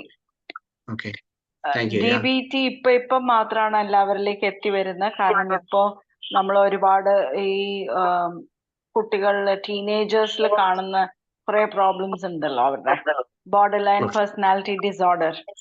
അതിന് ഏറ്റവും ഇഫക്റ്റീവ് ആയിട്ടുള്ളത് DBT ആണ്. അപ്പൊ അത് കാരണം ഇപ്പൊ ഒരുപാട് പേര് ആ DBT മനസ്സിലാക്കിയും പഠിച്ചൊക്കെ വരുന്നുണ്ട്. അത് CBTയുടെ ഒരു ഭാഗം തന്നെയാണെങ്കിലും വേറെ കുറെ ചേഞ്ചസ് ഉണ്ട് DBTയിൽ. അപ്പൊ അത് it is widely used now. As usual, your class was wonderful. Thank you so much. ഇത്രമാത്രം thank- സമയമെടുത്ത് ഇത്രമാത്രം ഇൻഫർമേഷൻ ഞങ്ങൾക്ക് എല്ലാവർക്കും ഷെയർ ചെയ്യുന്നതിനോട് പ്രത്യേകം നന്ദി. Thank you so Thank much. you. Raju sir. സാറേ നമസ്കാരം. ഞാൻ തുടക്കത്തിൽ നമസ്കാരം. അതായത് തുടക്കത്തിൽ ഞാൻ ഇല്ലായിരുന്നു. നാസിസ്റ്റ് എന്നുള്ള വാക്ക് നമ്മുടെ ഗ്രീക്ക് ഫിലോസഫിയിലുള്ള ഒരു നാസിസ്റ്റ് അതിന് വന്നല്ലേ, സ്വന്തം ശരീരത്തെ കൂടുതൽ സ്നേഹിക്കുക എന്നുള്ളത്. അതാണ് ആ കൺസെപ്റ്റാണ് കണ്ടുകേട്ടുള്ളത്. അങ്ങനെയാണ്. ഞാൻ തുടക്കത്തിൽ ഇല്ലായിരുന്നു, സാർ പറഞ്ഞതാണ് സ്വന്തം ശരീരത്തെ അധികമായി സ്നേഹിക്കുക എന്നുള്ളത്. അപ്പം അതിനുള്ള കാര്യങ്ങളാണ് സാർ ഇവിടെ പറഞ്ഞത്. ഇല്ലാതെ അത് റെഡ്യൂസ് ചെയ്യാൻ വേണ്ടി എല്ലാവരും ചെയ്യുന്നുണ്ട്. അത് അധികമായി കഴിഞ്ഞാൽ കുഴപ്പമാണ് എന്നുള്ളതാണ് സാർ പറഞ്ഞത്. നമുക്ക് അധികമാകാതിരിക്കാനായിട്ട് ചെയ്യേണ്ടതായിട്ടുള്ള കാര്യങ്ങളൊക്കെ പറഞ്ഞു. അതിൻ്റെ ഈ പറയുന്നതായിട്ടുള്ള ഞാൻ തുടക്കത്തിൽ ഇല്ലായിരുന്നുകൊണ്ടാണ് ചോദിക്കുന്നത്. അത് തന്നെയാണ് സാർ, അത് തന്നെയാണ് സെൽഫ് അഡ്മിറേഷൻ ആണ് ഇതിൻ്റെ അകത്ത് മെയിനായിട്ട് വരുന്നത്. ഞാൻ മുഴുവൻ കേട്ടില്ല കേട്ടോ, അതുകൊണ്ടാണ് എനിക്ക് റെസ്പോണ്ട് ചെയ്യാൻ ക്ലിയർ ആയിരുന്നില്ല ചോദ്യം. ഓക്കെ, ഗ്രീക്ക് ഫിലോസഫിയിലെ നാർസിസ്റ്റിക് എന്ന് പറയുന്ന ഓക്കെ. ഞാൻ ഇത് ഹിസ്റ്ററി എല്ലാം കൂടി പറഞ്ഞ് സമയം കളയണ്ടെന്ന് വിചാരിച്ച് ഞാൻ കാര്യങ്ങൾ പെട്ടെന്ന് പറഞ്ഞു തീർക്കാണ്. കാരണം നാർസിസം, അതിൽ നിന്നാണ് ഈ വാക്കുണ്ടായത്. ഓക്കെ, അതെ, തടാകത്തിലേക്ക് നോക്കി തന്നെ കഥാപാത്രം അല്ല തന്നെ സ്നേഹിക്കുന്നു. അതില് കടന്ന സ്വയം സ്നേഹം അല്ലെ, സ്വയം അഡ്മിറേഷൻ എന്നൊക്കെ പറയും. ശശികുമാർ സാർ പറയും. സർ, നല്ലൊരു സെഷനായിരുന്നു സർ. പക്ഷെ സാറ് ഹിറ്റ്ലറും അലക്സാണ്ടറും നെപ്പോളിയന്റെയും കൂടെ ഗാന്ധിയെ എങ്ങനെ വന്നെന്നുള്ളത് എനിക്ക് ഇപ്പോൾ ഒരു സംശയം. സാറ് പറഞ്ഞപ്പോ എനിക്കൊരു സംശയം, ഗാന്ധി ഈ കൂട്ടത്തിൽ പെടുന്ന ഒരാളാണോ? ഓക്കെ, ഗാന്ധി ഓക്കെ, ഇത് ഹിസ്റ്റോറിക്കൽ ആയിട്ടുള്ളതാണ്, ഹിസ്റ്റോറിയൻസ് ആണ്. ചിലപ്പോൾ ഞാൻ പറഞ്ഞു ഓരോരുത്തരുടെ ആ പ്രൊഫൈലിൽ മാറ്റങ്ങൾ വരുത്താൻ ചിലർക്കൊക്കെ ഒരു ഹെലോ ഇത് കൊടുക്കാറൊക്കെ ഉണ്ട്. ഇപ്പൊ ഞാൻ അതുകൊണ്ട് പറഞ്ഞതിന്റെ കാരണം ഗാന്ധിയുടെ പല പെരുമാറ്റങ്ങളും പ്രത്യേകിച്ച് കസ്തൂർബായോടുള്ള പെരുമാറ്റങ്ങളെ കുറിച്ചാണ് നമ്മൾ മനസ്സിലാക്കുന്നത്. ഇത് അതിന്റെ ഒരു പല ഉദാഹരണങ്ങളുണ്ട് അദ്ദേഹത്തിന്റെ. ഇത് പ്രത്യേകിച്ച് ഞാൻ പറഞ്ഞ അദ്ദേഹം കസ്തൂർബായോട് ചെയ്തിട്ടുള്ള കാര്യങ്ങളാണ്. ഞാനിപ്പോ അതിന്റെ ഡീറ്റെയിൽസിലേക്ക് ഞാൻ പോകുന്നില്ല. ഇനി അതൊരു ചർച്ചയോ വിവാദമാക്കുന്നില്ല. അതിന്റെ ഒരു ഉദാഹരണം, കസ്തൂർബ മരിക്കുന്നതിന് തൊട്ട് മുൻപ് അവർക്ക് ന്യൂമോണിയ വന്നു. മരിക്കുന്നതിന് 2 ദിവസം മുമ്പ് അവർക്ക് ഹാർട്ട് അറ്റാക്ക് അല്ലെങ്കിൽ ഹാർട്ട് പ്രോബ്ലംസ് ഉണ്ടായി. ഈ സമയത്തൊക്കെ മെഡിസിൻ കൊടുക്കാൻ പറഞ്ഞപ്പോൾ ഗാന്ധി അത് നിരസിച്ചു. അല്ലെങ്കിൽ ആ ഡോക്ടേഴ്സ് ഒക്കെ പറഞ്ഞതൊക്കെ പിന്നീട് ഞാൻ മനസ്സിലാക്കുന്നത് അദ്ദേഹം എന്തോ ആയുർവേദ എന്തോ കൊടുത്തു. അതുപോലെ തന്നെ കൊടുക്കുന്നതിന് മോഡേൺ മെഡിസിന്റെ അതിലേക്ക് ആ ട്രീറ്റ്മെന്റിന് കൊടുക്കാനോ മരുന്ന് കൊടുക്കാനോ അതുവരെ അദ്ദേഹം നിരസിച്ചു. അതിന്റെ ആ ഒരു കാരണം കൊണ്ട് തന്നെയാണ് കസ്തൂർബ പെട്ടെന്ന് അങ്ങനെ മരിക്കാനിടയായെന്നുള്ളതാണ് ചരിത്രത്തിൽ കാണുന്നത്. എനിവേ, ഞാൻ പറഞ്ഞല്ലോ, ഞാനിപ്പോ അത് പറഞ്ഞത് മാത്രമേ ഉള്ളൂ. I am not judgement, just historical fact ആണ്. നിങ്ങൾക്ക് ഇഷ്ടമുണ്ടെങ്കിൽ സ്വീകരിക്കുക, അല്ലെങ്കിൽ വ്യക്തിപരമായിട്ട് നമ്മൾ ആ വ്യക്തിയെ ശരിക്കും പഠിക്കുമ്പോൾ ജനറലായിട്ട് വരുന്ന ഫീലിങ്സിൽ നിന്നുണ്ടാകുന്ന ഒരു കാര്യമാണ്. അത് ആണെന്നും അല്ലെന്നും ഒക്കെ പറയാം. That depends. അതിനെ കുറിച്ച് ഒരു എക്സാമ്പിൾ പറഞ്ഞു അത്രേ ഉള്ളൂ എനിക്ക്. മഹാത്മാഗാന്ധി ഇംഗ്ലണ്ടില് വക്കീലായി പ്രാക്ടീസ് ചെയ്തിരുന്ന അവസരങ്ങൾ മുതൽ അന്നേരത്തെ ചില അവസരങ്ങളിലൊക്കെ അദ്ദേഹം ഈ നാർസിസ്റ്റിക് ബിഹേവിയർ കാണിച്ചിരുന്നു. പിന്നീട് അദ്ദേഹം തിരുത്തി ആണ്, അതുപോലുള്ള ഒരു വ്യക്തിയാണ് പിന്നീട് ഇതുപോലെയുള്ള ഒരാളായി തീർന്നത് എന്ന് ഞാൻ വായിച്ചിട്ടുണ്ട്. അതിൽ ചില ഇൻസിഡൻസും ഉണ്ട്. കാരണം ഒരു ഫോട്ടോ എടുക്കുമ്പോഴും മറ്റതും എല്ലാം ഇങ്ങനെ പ്രൊജക്റ്റ് ചെയ്ത് മറ്റുള്ളവരെ ഇത് കാണിച്ച് അങ്ങനെയായിരുന്നു അദ്ദേഹത്തിൻ്റെ ഒരു ഇത്. അത് കഴിഞ്ഞ് അദ്ദേഹം അതൊക്കെ തിരുത്തി ഇപ്പോഴത്തെ പോലെ മഹാനാകുന്നതിനുള്ള ചില ഘടകങ്ങൾ അതിൽ നിന്നും അത് തിരുത്തിയാണ് ഉണ്ടാക്കിയിട്ടുള്ളതെന്നാണ് പറയുന്നത്. ഓക്കെ, അപ്പൊ അദ്ദേഹം ട്രെയിനിൽ നിന്നൊക്കെ തള്ളിയിരുന്നതിനൊക്കെ മുമ്പ് വന്ന ചില കാര്യങ്ങൾ ഇങ്ങനെ ഞാൻ വായിച്ചിട്ടുണ്ട്. ഫോട്ടോ സഹിതം എവിഡൻസ് കാണിച്ചു തന്നേക്കുന്ന ഒരു ബുക്ക് വായിക്കാൻ. ഞാൻ ഗാന്ധിയെ MK ഗാന്ധി എന്ന് വിളിക്കാനാണ് ഇഷ്ടം. എനിക്ക് മഹാത്മാ എന്ന് പറയാൻ എനിക്ക് വ്യക്തിപരമായിട്ട് താല്പര്യമില്ല. അത്രേ ഉള്ളൂ. കാരണം അതിന്റെ കൂടുതൽ ഡീറ്റെയിൽസ് ഉണ്ട്. പക്ഷെ അതൊന്നും നമുക്ക് പബ്ലിക്കായിട്ട് അങ്ങനെ ഇതുപോലുള്ള വേദികളിലൊന്നും നമ്മൾ പങ്കുവയ്ക്കുന്നത് ശരിയല്ല. ഓക്കെ. ഓക്കെ, വേറെ ആർക്കെങ്കിലും എന്തെങ്കിലും ഷെയർ ചെയ്യാനുണ്ടോ? Anything else? വളരെ വളരെ സോഷ്യലായിട്ട് കാണുന്ന ഒരു പേഴ്സണാലിറ്റി ഡിസോർഡർ ആണിത്. നമ്മൾ എന്ന് പറഞ്ഞ വ്യക്തി പ്രൊഫസർ പറയും. നാർസിസ്റ്റിക് പേഴ്സണാലിറ്റിയിൽ സാറ് പറഞ്ഞ ഒത്തിരി ഘടകങ്ങളുണ്ട്. ഇതെല്ലാം കൂടെ മൾട്ടിപ്പിൾ ആയിട്ട് ഒരു വ്യക്തിയിൽ വരികയാണ് എങ്കിൽ ഭയങ്കര ബുദ്ധിമുട്ടായിട്ട് വരും. ഒന്നും രണ്ടും സ്വഭാവവിശേഷങ്ങള് ഘടകങ്ങൾ ഉള്ളൂ എങ്കിൽ അത് തിരുത്താൻ പറ്റും, അല്ലെങ്കിൽ വലിയ പാടാണ് തിരുത്താൻ. ഇത് അപ്പൊ ലൈഫ് ലോങ് ഘടകങ്ങൾ ഇംപ്രിസൺമെന്റ് ആണ് അങ്ങനെയുള്ള ആളുകളുടെ കൂട്ടത്തിൽ താമസിക്കുക എന്ന് പറയുന്നത്, ജീവിക്കുക എന്ന് പറയുന്നത്. എവിടെയാണെങ്കിലും പ്രത്യേകിച്ച് ഭാര്യ ഭർത്തൃ ബന്ധത്തിലാണ് ഇത് വരുന്നതെങ്കിൽ ലൈഫ് ലോങ് ആണ്. സാറ് ഒരു ഗ്യാസ് ലൈറ്റിംഗ് എന്ന് പറഞ്ഞില്ലേ, അതെന്തോ ഒരു ബുക്കിന്റെ പേരാണോ അല്ലെങ്കിൽ ഒരു ഇല്ല, ഗ്യാസ് ലൈറ്റിംഗ് എന്ന് പറയുന്ന ബുക്കിന്റെ പേരല്ല, അത് ഒരു ഒരു ഒരു ഒരു ഒരു പേഴ്സണാലിറ്റിയുടെ ഒരു ഡിസോർഡർ ആണ് ഗ്യാസ് ലൈറ്റിംഗ്. അതായത് നമ്മള് ഒരാളെ നമ്മൾ കുറ്റാരോപിതരാക്കുന്നു, അതിനുശേഷം അവർ അതിന്റെ എവിഡൻസോട് കൂടി തന്നെ നമ്മളോട് അല്ലെങ്കിൽ അത് പ്രൂവ് ചെയ്യുകയാണ് അങ്ങനെ ഒരു കുറ്റം ചെയ്തിട്ടില്ല എന്ന് പറഞ്ഞാൽ പോലും നമ്മൾ അത് വിട്ടുകൊടുക്കാൻ തയ്യാറല്ല. അതുപോലെ തന്നെ അവരെ പ്രത്യേകിച്ച് അവരെ വീണ്ടും വീണ്ടും പീഡിപ്പിച്ചുകൊണ്ടിരിക്കുക. അത് വീണ്ടും റിപ്പീറ്റ് ചെയ്ത് ഒരു കള്ളം സത്യമാണെന്ന് തെളിയിക്കുക. ബീബൽസ് വേ ഓഫ് ഡൂയിങ്. ഞാൻ ബീബൽസിനെ കുറിച്ച് പറഞ്ഞെങ്കിലും ഞാൻ ഉദ്ദേശിക്കുന്നത് ഇതാണ് ഗ്യാസ് ലൈറ്റിംഗ്. അതായത് ചുട്ടുകരിക്കുക എന്ന് പറയും.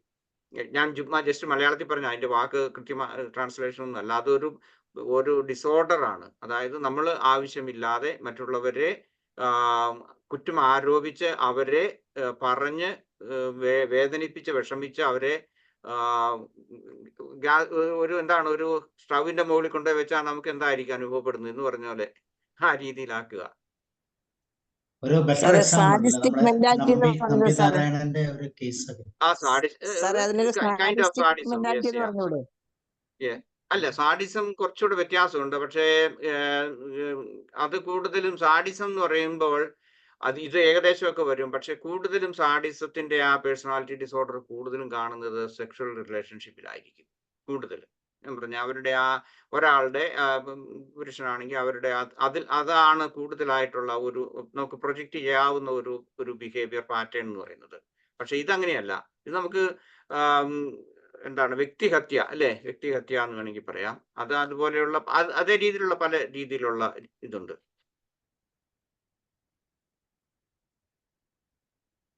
ഓക്കെ, വേറെ ആർക്കെങ്കിലും എന്തെങ്കിലും ഷെയർ ചെയ്യാനുണ്ടെങ്കിൽ പറയാം, അല്ലെങ്കിൽ നമുക്ക് മൈൻഡ്ഫുൾ മെഡിറ്റേഷനിലേക്ക് പോകാം.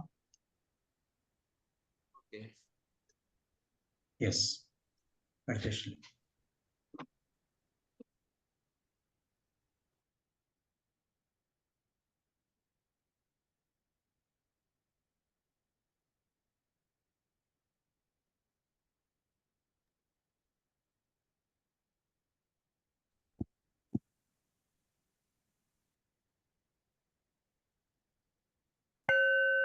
കേൾക്കാമോ സാറേ? കേൾക്കാം. Okay, so we start.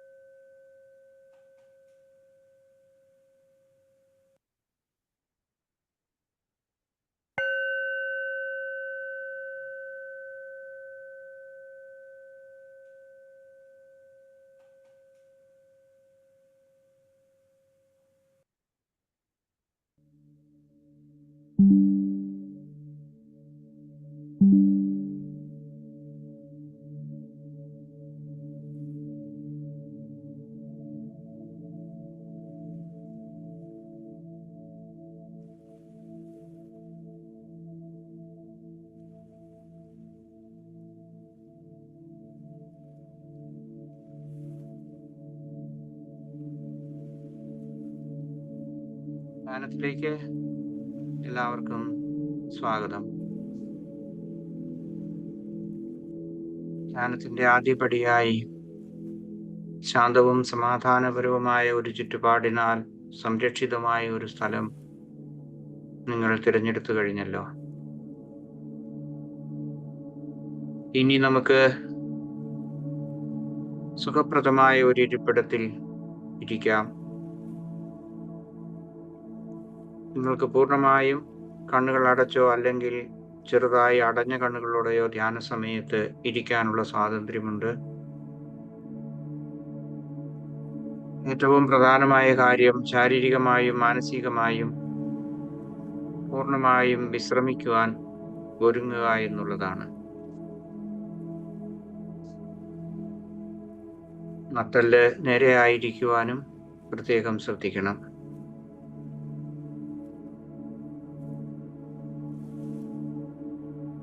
നിങ്ങളുടെ ശ്വാസോച്ഛ്വാസം മൂക്കിലൂടെ മാത്രമായിരിക്കുവാൻ പ്രത്യേകം ശ്രദ്ധിക്കുക. അതുപോലെ തന്നെ ശ്വാസത്തെ അതിൻ്റെതായ സ്വാഭാവിക താളത്തിലായിരിക്കുവാൻ അനുവദിക്കണം. നിങ്ങളുടെ നാസാരന്ധ്രങ്ങളിലൂടെ പ്രവേശിച്ച് നിങ്ങളുടെ ശ്വാസകോശത്തിലേക്ക് ഇറങ്ങി നിങ്ങളുടെ വയറിനെ വികസിപ്പിക്കുന്നതിന് കാരണമാകുന്ന ഓരോ ശ്വാസവും അതിൻ്റെ ആരംഭം മുതൽ അവസാനം വരെ ശ്രദ്ധിക്കുക.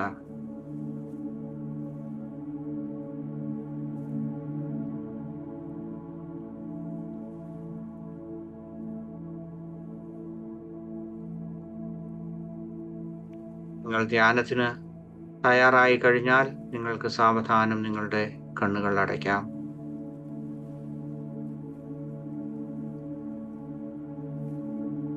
ധ്യാനത്തിന്റെ ആരംഭത്തില് ശ്വസനം അനായാസമായി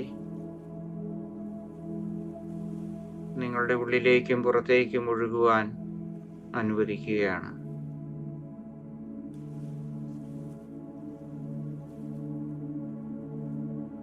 നിങ്ങളുടെ ശ്രദ്ധ മുഴുവനും ശ്വസനത്തിന്റെ സ്വാഭാവികമായ ഒഴുക്കിൽ കേന്ദ്രീകരിച്ചിട്ടുള്ളതായിരിക്കണം.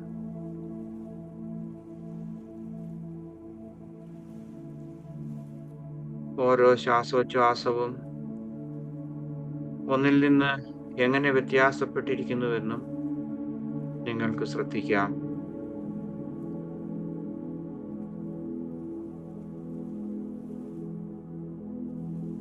നിങ്ങൾ ഇരിക്കുന്ന മുറിയുടെ അല്ലെങ്കിൽ ആ ചുറ്റുപാടിൻ്റെ കാലാവസ്ഥയനുസരിച്ച് ചിലപ്പോൾ ആ ശ്വാസം ചൂടുള്ളതോ തണുത്തതോ ആയിരിക്കാം. അതും നിങ്ങളുടെ നിരീക്ഷണത്തിന്റെ ഭാഗമാക്കാം.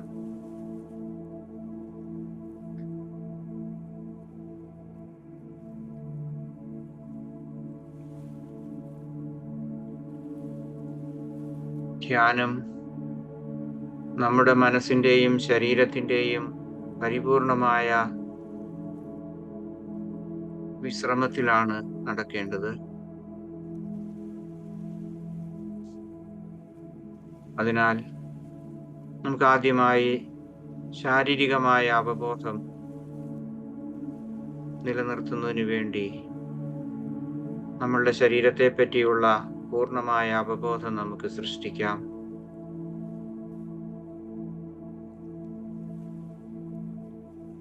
നമ്മളുടെ ശിരസ് തൊട്ട് പാദം വരെയുള്ള ഓരോ ഭാഗവും ഇപ്പോൾ നിരീക്ഷണ വിധേയമാക്കാം.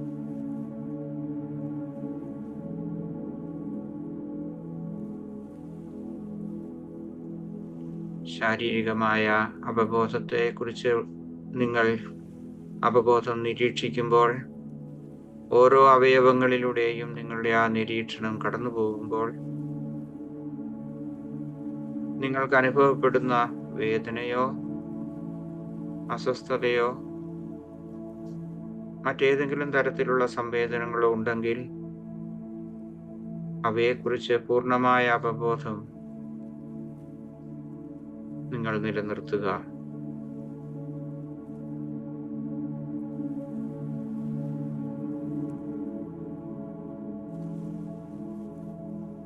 ശാരീരികമായ സംവേദനങ്ങളെ അടുത്തറിയുക മാത്രം ചെയ്യുക.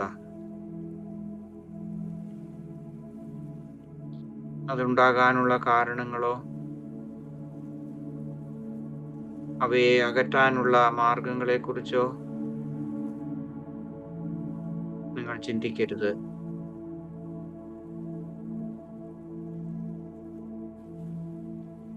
നിങ്ങൾക്ക് നിങ്ങളുടെ വേദന അല്ലെങ്കിൽ അസ്വസ്ഥത അനുഭവപ്പെടുന്ന ശരീരഭാഗത്തേക്ക് ഒരു നല്ല സുഹൃത്തിനെ പോലെ സ്നേഹം, കാരുണ്യം എന്നിവ പ്രകടിപ്പിക്കാം. അതുപോലെ ആ വേദന അല്ലെങ്കിൽ അസ്വസ്ഥത നിങ്ങളുടെ ധ്യാനത്തിൻ്റെ വിഷയമാക്കുകയും ചെയ്യാം.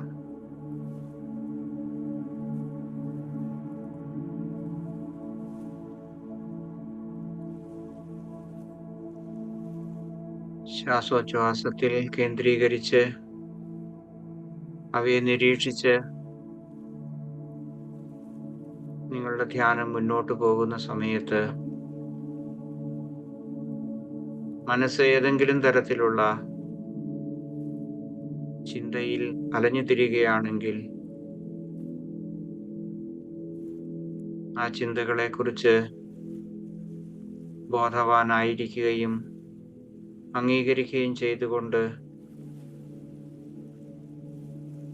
വീണ്ടും നിങ്ങളുടെ ശ്രദ്ധയെ ശ്വാസോച്ഛ്വാസത്തിലേക്ക് പതുക്കെ നയിക്കുക.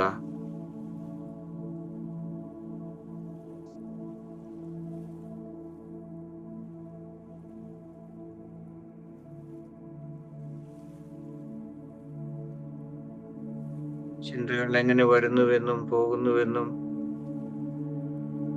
ശ്രദ്ധിക്കുക.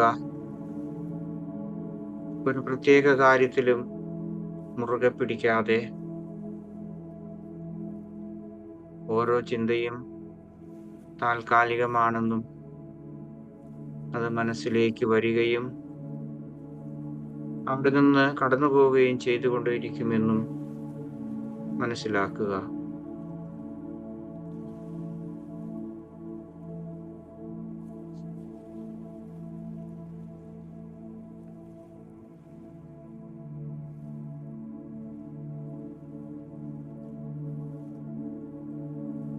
ആത്മാരാധന അല്ലെങ്കിൽ നാർസിസം, അതിൻ്റെ സ്വഭാവത്തെക്കുറിച്ച് കേട്ടുകഴിഞ്ഞ് അതിനെ അവധാനപൂർവ്വ ധ്യാനം കൊണ്ട് എങ്ങനെ മറികടക്കാമെന്ന് നമ്മൾ ധ്യാനിക്കുമ്പോൾ നിങ്ങളുടെ മനസ്സിലേക്ക് കടന്നു വരുന്ന ചിന്തകളെക്കുറിച്ചും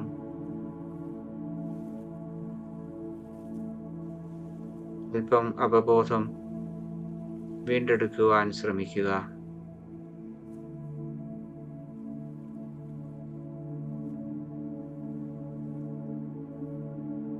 നമുക്ക് നമ്മോട് തന്നെയുള്ള സ്നേഹക്കുറവും സൗഹൃദവും കാരുണ്യവും ഇല്ലാത്തത് കൊണ്ടാണ് നമ്മൾ ഇതുപോലെയുള്ള സ്വഭാവ രീതികളിൽ ഉറച്ചു നിൽക്കുന്നത്.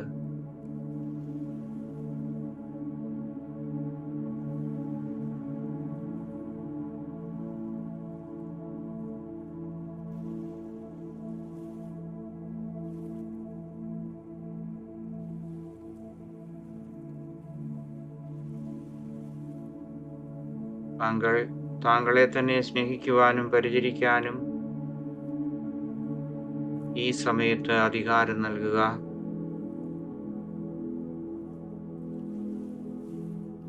നിങ്ങളുടെ മനസ്സിൽ ഉണ്ടായേക്കാവുന്ന സ്വാർത്ഥമായ ചിന്തകൾ, ആത്മാരാധനാപരമായ ചിന്തകൾ, നിങ്ങൾ മറ്റുള്ളവരെക്കാൾ മെച്ചപ്പെട്ടവരാണെന്നോ വലിയ കഴിവുള്ളവരാണെന്നോ ഉള്ള ചിന്തകൾ ഉണ്ടാകുന്നുവെങ്കിൽ അവയെ തിരിച്ചറിയുക. അതുപോലെ ആ ചിന്തകളെ ഇപ്പോൾ ഈ നിമിഷത്തിൽ ഉണ്ടാകുന്നതായി അംഗീകരിക്കുക.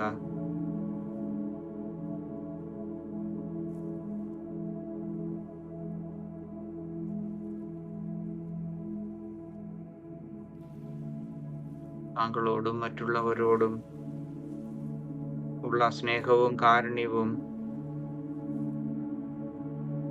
നിങ്ങളുടെ മനസ്സിൽ ഇപ്പോൾ നിറയ്ക്കുക.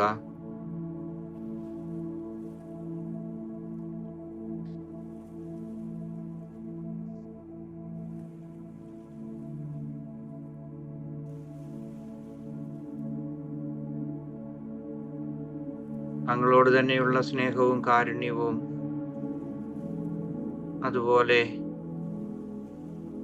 താങ്കൾക്ക് ലഭിക്കുന്ന സ്നേഹവും ബഹുമാനവുമെല്ലാം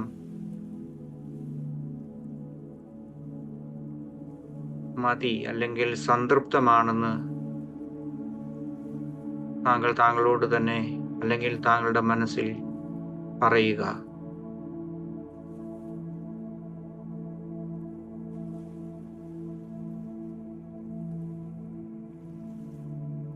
എനിക്ക് കിട്ടുന്ന സ്നേഹം, ബഹുമാനം, അംഗീകാരം, ഇതിലെല്ലാം ഞാൻ സംതൃപ്തനാണെന്ന് അതേ തരത്തിലുള്ള ആ പോസിറ്റീവായിട്ടുള്ള മന്ത്രോച്ചാരണങ്ങൾ ഈ സമയത്ത് നിങ്ങൾക്ക് ഉരുവിടാം.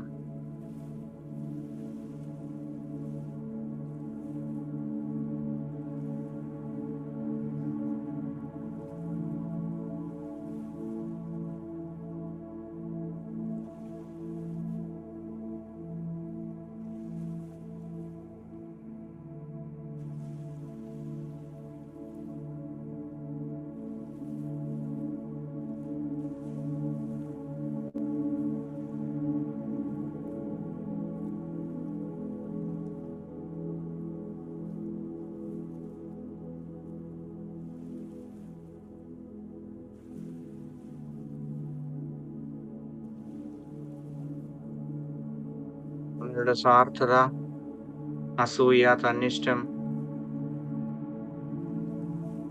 ഇതുപോലെയുള്ള ഏതെങ്കിലും വികാരങ്ങൾ കൊണ്ട് മറ്റുള്ളവർക്ക് ശാരീരികമോ മാനസികവുമായി നിങ്ങൾ അറിഞ്ഞോ അറിയാതെയോ വേദനിപ്പിക്കാനിടയായെങ്കിൽ അവരോട് ക്ഷമ ചോദിക്കാം.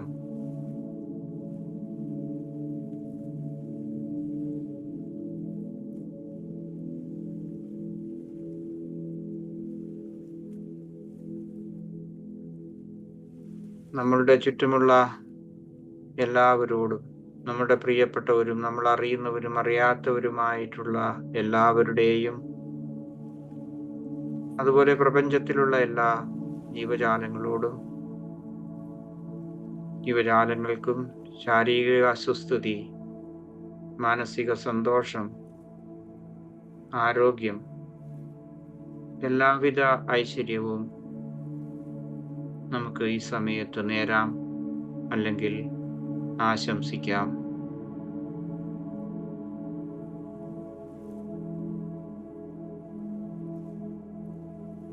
ലോകാ സമസ്തഃ സുഖിനോ ഭവന്തു.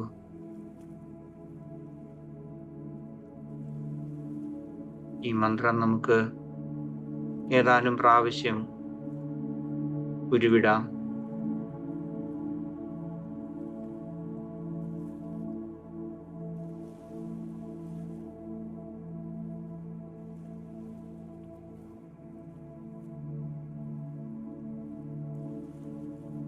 മറ്റുള്ളവരെ നമ്മുടെ ജീവിതത്തിൽ ഉൾപ്പെടുത്താം.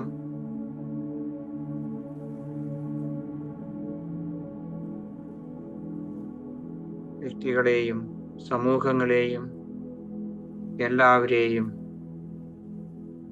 അവർക്ക് നേരെയുള്ള കരുതലും കരുണയും ഹൃദയത്തിൽ നിറയ്ക്കാം.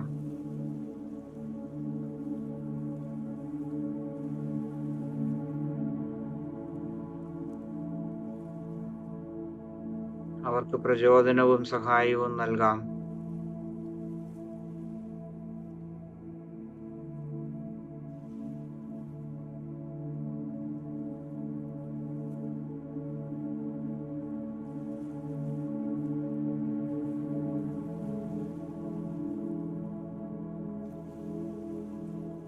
അവർക്ക് നന്മയുണ്ടാകട്ടെ എന്ന് ആശംസിക്കാം.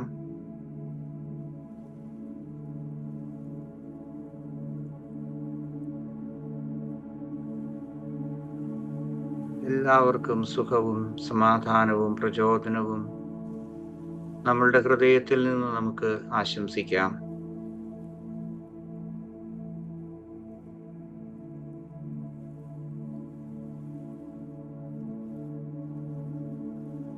നമ്മളുടെ ഈ ധ്യാനം അവസാനിക്കുന്നതിന് മുൻപ് ധ്യാനാരംഭത്തിൽ ചെയ്തതുപോലെ നമ്മുടെ ശ്രദ്ധയെ പതുക്കെ നിങ്ങളുടെ ശാരീരിക അവബോധത്തിലേക്ക് മുഴുവനായി തിരികെ കൊണ്ടുവരുവാൻ ശ്രദ്ധിക്കുക.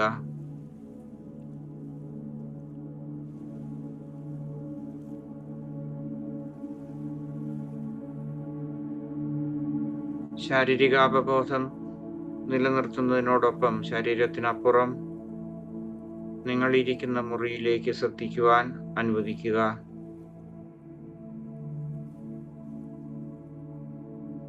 പൂർണ്ണ ജാഗ്രതയോടെയും ഉണർവോടെയും ശാരീരിക അവബോധത്തിലേക്ക് സമ്പൂർണമായി തിരിച്ചു വരിക.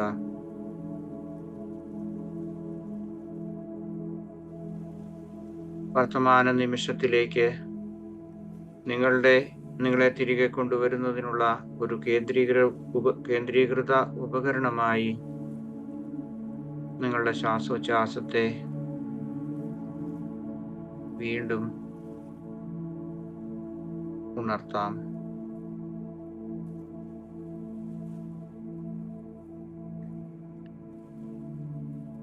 ഏതാനും നിമിഷം വീണ്ടും ശ്വാസോച്ഛ്വാസത്തിന്റെ അവബോധത്തിൽ നമുക്ക് നമ്മുടെ ധ്യാനം തുടരാം.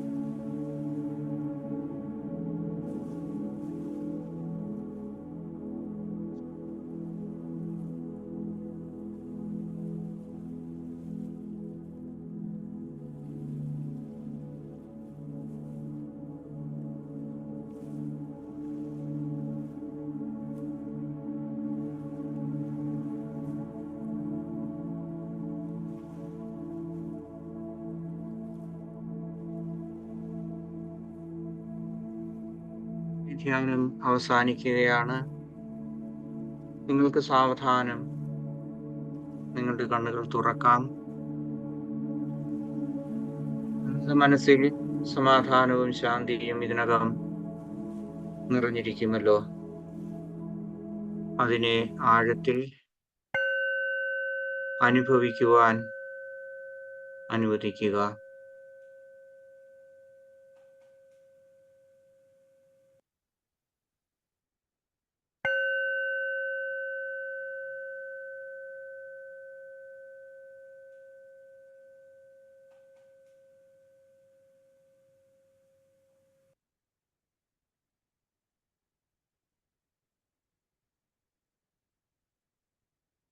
Okay, good evening.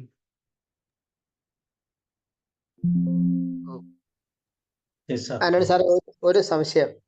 നമുക്ക് പിന്നെ ഈ ധ്യാനിക്കുമ്പം പിന്നെ എവിടെയെങ്കിലും വേദന ഉണ്ടെങ്കിൽ അവിടെ കോൺസെൻട്രേറ്റ് ചെയ്യാൻ ധ്യാനിക്കുമ്പോൾ അങ്ങനെ പറയുന്നുണ്ടല്ലോ. അപ്പൊ അത് കൂടുതൽ നമ്മൾ അതിൽ ശ്രദ്ധിക്കുമ്പോൾ കൂടുതൽ അതിന് ഒരു തീവ്രമാകാൻ ഒരു ഇന്റൻസിറ്റി കൂടുമല്ലേ സാറേ ചെയ്യുന്നത്? ചിലപ്പോൾ നമ്മൾ അങ്ങനെയുള്ള കാര്യങ്ങൾ വരുമ്പോൾ അത് സാർ പറ, കണ്ടിന്യൂ പ്ലീസ്. ഞാൻ ഓർത്ത് നിർത്തി എന്നാണ്. പറഞ്ഞോ സാറേ. സാറേ ഞാൻ പറഞ്ഞതേ, ഈ നമ്മള് സാറ് പറഞ്ഞ പോലെ ഇപ്പം ധ്യാനിക്കുമ്പോൾ നമ്മളിപ്പം വേദനയുള്ള ഭാഗത്ത് കോൺസെൻട്രേറ്റ് ചെയ്യാൻ സാറ് പറഞ്ഞല്ലോ. അപ്പം അങ്ങനെ കോൺസെൻട്രേറ്റ് ചെയ്യുമ്പോഴത്തേക്കും അത് കൂടുതൽ അതിനെപ്പറ്റി നമ്മൾ ബോധം ഉള്ളവനായിട്ട് ഇരിക്കുമ്പോഴത്തേക്കും അത് കൂടുതൽ ഇച്ചിരൂടെ തീവ്രമാകാനല്ലേ സാറേ സാധ്യത? പലപ്പോഴും അങ്ങനെയൊക്കെ വരുമ്പോൾ മറന്നേക്കുന്ന അങ്ങനെ പറയാറുണ്ടല്ലോ. സംശയം ചോദിച്ചതേ ഉള്ളൂ. അല്ല സാറേ, സംശയമാണ്. സാറിന്റെ സംശയം എനിക്ക് മനസ്സിലായി. സാറേ, 2 വാക്കുണ്ട്. ഒന്ന് കോൺസെൻട്രേറ്റ് ചെയ്യുക, മറ്റൊന്ന് ഒബ്സർവ് ചെയ്യുക. കോൺസെൻട്രേറ്റ് ചെയ്യുക എന്ന് പറഞ്ഞാൽ ശ്രദ്ധ കേന്ദ്രീകരിക്കുക അല്ലേ? അല്ലെങ്കിൽ മറ്റൊന്ന് നിരീക്ഷിക്കുക. ഏതൊരു ശ്രദ്ധ കേന്ദ്രീകരിക്കുക എന്ന് പറഞ്ഞാൽ അതിന്റെ സൈക്കോളജി അല്ലെങ്കിൽ അതിന്റെ ഇതെന്ന് പറഞ്ഞു കഴിഞ്ഞാൽ എനിക്ക് വേദനയാണ്, ആ വേദനയെ കുറിച്ചുള്ള നമ്മുടെ ഭയം അവിടെ വരുന്നുണ്ട്. നിരീക്ഷിക്കുക എന്ന് പറഞ്ഞു കഴിഞ്ഞാൽ മൈൻഡ്ഫുള്ളായിട്ട് ഒരു ന്യായവിധിയും ഇല്ലാതെ, അതായത് നോൺ ജഡ്ജ്മെന്റലായിട്ട് ആ വേദനയെ നമ്മൾ അറിയുന്നു. അങ്ങനെ നമ്മൾ നിരീക്ഷിക്കുകയാണെങ്കിൽ, കോൺസെൻട്രേറ്റ് ചെയ്യുകയല്ല, നിരീക്ഷിക്കുകയാണെങ്കിൽ ഏത് വേദനയും അത് സബ്സൈഡ് ചെയ്യും. പൂർണ്ണമായിട്ടും പോകണമെന്ന് ഞാൻ പറയുന്നില്ല. ഇത് ഒരു മൈൻഡ്ഫുൾനെസ്സിന്റെ അല്ലെങ്കിൽ സെന്നിന്റെ ഒരു ടെക്നിക്കാണ്. നമ്മളുടെ വേദനയെ നമ്മൾ നിരീക്ഷിക്കുക. എനിക്ക് വേദനയുണ്ട്, അംഗീകരിക്കുക, നിരീക്ഷിക്കുക, അതിനെ സ്വാഗതം ചെയ്യുക. നമ്മൾ എന്ത് സ്വാഗതം ചെയ്യുന്നു, അപ്പോൾ അതിന്റെ പ്രസക്തി നഷ്ടപ്പെടുന്നു. ഞാൻ വ്യക്തിപരമായ ബന്ധങ്ങളെ കുറിച്ചല്ല ഞാൻ പറയുന്നത്.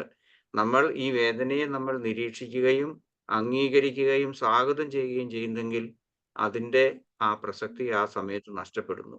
അപ്പൊ നമുക്ക് കുറെ റിലീഫ് ഉണ്ടാകുകയാണ് ചെയ്യുന്നത്. നമ്മൾ കോൺസെൻട്രേറ്റ് ചെയ്താൽ അത് വർദ്ധിക്കുകയുള്ളൂ. അല്ലെങ്കിൽ അതിനെ നമ്മൾ ജഡ്ജ്മെന്റ് ചെയ്യുകയാണെങ്കിൽ ഇത് എന്തൊരു വേദനയാണ്, ഭയങ്കര വേദനയാണ് എന്നൊക്കെ പറയുകയോ അല്ലെങ്കിൽ അതേ രീതിയിൽ ചിന്തിക്കുകയോ ചെയ്തു കഴിഞ്ഞാൽ അത് ഇന്റൻസീവ് ആകും. ഓക്കെ സാറേ? ഓക്കെ സാർ, എക്സ്പ്ലനേഷൻ ക്ലിയർ ആണ്. Okay, thank you. ഓക്കെ, വേറെ ആർക്കെങ്കിലും എന്തെങ്കിലും? സുനിത, ജസീന പറഞ്ഞിട്ടുണ്ട് അല്ലെ? സാറേ, നമുക്ക് ഈ രീതിയിൽ പേഴ്സണാലിറ്റി ഡിസോർഡേഴ്സിന്റെ അടുത്ത ടൈപ്പും കൂടെ ഒന്ന് നോക്കാൻ പറ്റുമോ സാറ്? ഞാൻ പറഞ്ഞല്ലോ 3 അല്ലെ 4 ക്ലാസ് എങ്കിലും മിനിമം ഞാൻ എടുക്കും ഇതേക്കുറിച്ച്. എത്ര ക്ലാസ് എടുത്താലും കുഴപ്പമില്ല. കാരണം എന്താ വെച്ചാല് പേഴ്സണാലിറ്റി 10 പേഴ്സണാലിറ്റി ഡിസോർഡർ ആണല്ലോ നമുക്ക് സ്റ്റാൻഡർഡൈസ് ചെയ്ത് പറയുന്നത്. ഇത് ക്ലാസ് എ, ക്ലാസ് ബി, അല്ലെങ്കിൽ ക്ലസ്റ്റർ എ, ക്ലസ്റ്റർ ബി എന്നൊക്കെ പറഞ്ഞൊരു ചാർട്ടുണ്ട്. അപ്പൊ അതിൽ ആദ്യത്തെ 2ാമത്തെ സെക്ടറിലെ ആദ്യത്തെയാണ് സാർ ഇപ്പൊ പറഞ്ഞത്. അപ്പൊ അതുപോലെ ഞാൻ മറ്റേതും കൂടെ പറയാൻ പറ്റുമോ എന്നാണ് ചോദിച്ചത്. അല്ല, അത് എനിക്ക് ഏകദേശം സാറിന് മനസ്സിലായി എന്ന് എനിക്ക് തോന്നുന്നു. അതുകൊണ്ട് ഞാൻ പറയാനുണ്ട്. പക്ഷെ ഞാനത് എപ്പോഴും എനിക്ക് മൈൻഡ്ഫുൾനെസ് എന്നുള്ള ആ ഒരു ആസ്പെക്റ്റിൽ ഞാൻ എടുക്കുകയുള്ളൂ. ഞാനൊരു സൈക്കോളജി ക്ലാസ് എടുക്കാൻ ഉദ്ദേശിക്കുന്നില്ല. ഉദാഹരണമായിട്ട് ഒരു വിക്ടിം ആണെന്നുണ്ടെങ്കിൽ എങ്ങനെ നമുക്ക് ആകാം? For example, if you are a victim or victimised ആയിട്ടുള്ള ഒരു പേഴ്സൺ ആ രീതിയിലാണെങ്കിൽ, or how to cope with narcissist, ഉദാഹരണമായിട്ട് ഇങ്ങനെയുള്ള ആ വിഷയങ്ങളെ കുറിച്ച് എനിക്ക് അറിഞ്ഞുകൂടെ. ഞാനിപ്പം ഒരു ക്ലാസ് കഴിയുമ്പോഴും എൻ്റെ മൈൻഡ് ബ്ലാങ്ക് ആണ്. ഇനി അടുത്തത് എന്താണെന്നുള്ളതിനെ കുറിച്ച്. അപ്പൊ ഞാൻ നാളെയോ നാളത്തെ കഴിഞ്ഞൊക്കെയാണ് ഇതേക്കുറിച്ച് ഇനി എന്തിനെ കുറിച്ചാണ്. അപ്പൊ ഞാൻ അതേക്കുറിച്ച് ഞാൻ ഒരു ചെറിയൊരു റിസർച്ച് നടത്തും. ഏതായിരിക്കും നിങ്ങൾക്ക്, ഐ മീൻ കേൾക്കുന്ന ആളുകൾക്ക് ഉപകാരമുള്ളത് എന്തായിരിക്കും, പ്രാക്ടിക്കലായിട്ട് എന്താണെന്നുള്ളതിനെ കുറിച്ച് ഒരു റിസർച്ച് നടത്തിയിട്ടാണ് ഞാനൊരു ഏകദേശം ഇന്ന് ബുധനാഴ്ചയല്ലേ, വ്യാഴം, വെള്ളി, ശനിയാഴ്ചയോടുകൂടി ഞാൻ ഏകദേശം ഒരു സബ്ജക്ട് ഫൈനലൈസ് ചെയ്ത് ഞായർ, തിങ്കൾ വീണ്ടും ഞാനും ക്ലാസ് ഒരുങ്ങുന്നത്. ഓക്കെ, എടുക്കാം. നമുക്കൊരു 3-4 ക്ലാസ്. എന്താ പറഞ്ഞതെന്ന് വെച്ചാല്, ഇപ്പൊ സാറ് പറയുമ്പോ ആദ്യത്തെ പാർട്ടിലെ അവയർനെസിന്റെ പാർട്ട്, നമുക്ക് ഈ പ്രശ്നം ഉണ്ടോ എന്ന് നമുക്ക് അറിയണമെങ്കിൽ ഇതുപോലത്തെ ഒരു അപ്രോച്ച് വേണം. ശരിക്കും ഇങ്ങനെ ഒരു ഇഷ്യൂ ഉണ്ട്, നമ്മൾ മറ്റാരെ കുറിച്ച് ചിന്തിക്കുന്നില്ല, നമ്മളെ കുറിച്ച് മാത്രമാണ് ചിന്തിക്കുന്നത്. നമ്മളുടെ മൈൻഡ്ഫുൾനെസ് എന്ന് പറഞ്ഞാൽ നമ്മളെ ബെറ്റർ ആക്കാനുള്ള ഒരു ഏറ്റവും ബെസ്റ്റ് ടൂളാണ്. അതെ, അതിനെക്കുറിച്ചുള്ള അവയർനെസിന്റെ ഒരു അപ്പർ ഏരിയ ആയിട്ട് നമുക്കിതിനെ കണ്ടാം. അവിടെ നമുക്ക് ഇതിനെ കുറിച്ചൊരു നല്ല സാർ ഇന്ന് നാർസിസ്റ്റിക് പേഴ്സണാലിറ്റി എടുത്തപ്പോൾ സത്യത്തിൽ എന്നിൽ ഒരു നാർസിസ്റ്റിക് ഉണ്ടോ എന്ന് ചിന്തിക്കാനുള്ള ഒരു സഫിഷ്യന്റ് റിസോഴ്സ് ആണ് നമുക്ക് അവിടെ ഓപ്പൺ അപ്പ് ആയത്. പേഴ്സണാലിറ്റി ഡിസോർഡേഴ്സ് എന്ന് പറഞ്ഞ കോൺസെപ്റ്റ് ഒക്കെ എല്ലാവർക്കും അറിയാമെങ്കിലും എക്സാക്ട്ലി നമ്മളിൽ അതുണ്ടോ എന്ന് അറിയാൻ സ്വല്പം കൂടെ വൈഡർ ആയിട്ടുള്ള ഒരു അപ്രോച്ച് ആവശ്യമുണ്ട്. ആ ഒരു അപ്രോച്ച് ഇന്ന് സാർ ചെയ്ത് വളരെ പ്രയോജനകരമായി എന്നുള്ള രീതിയിലാണ് ഞാൻ പറഞ്ഞത്.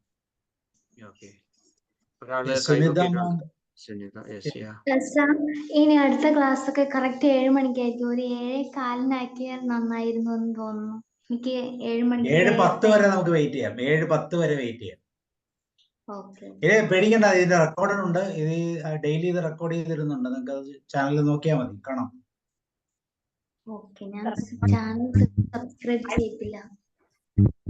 ചാനൽ എന്റെ ലിങ്ക് കിട്ടുന്നുണ്ടെങ്കിൽ ആ ലിങ്കിന്റെ അത് റെക്കോർഡഡ് വേർഷൻസ് ഉണ്ട്.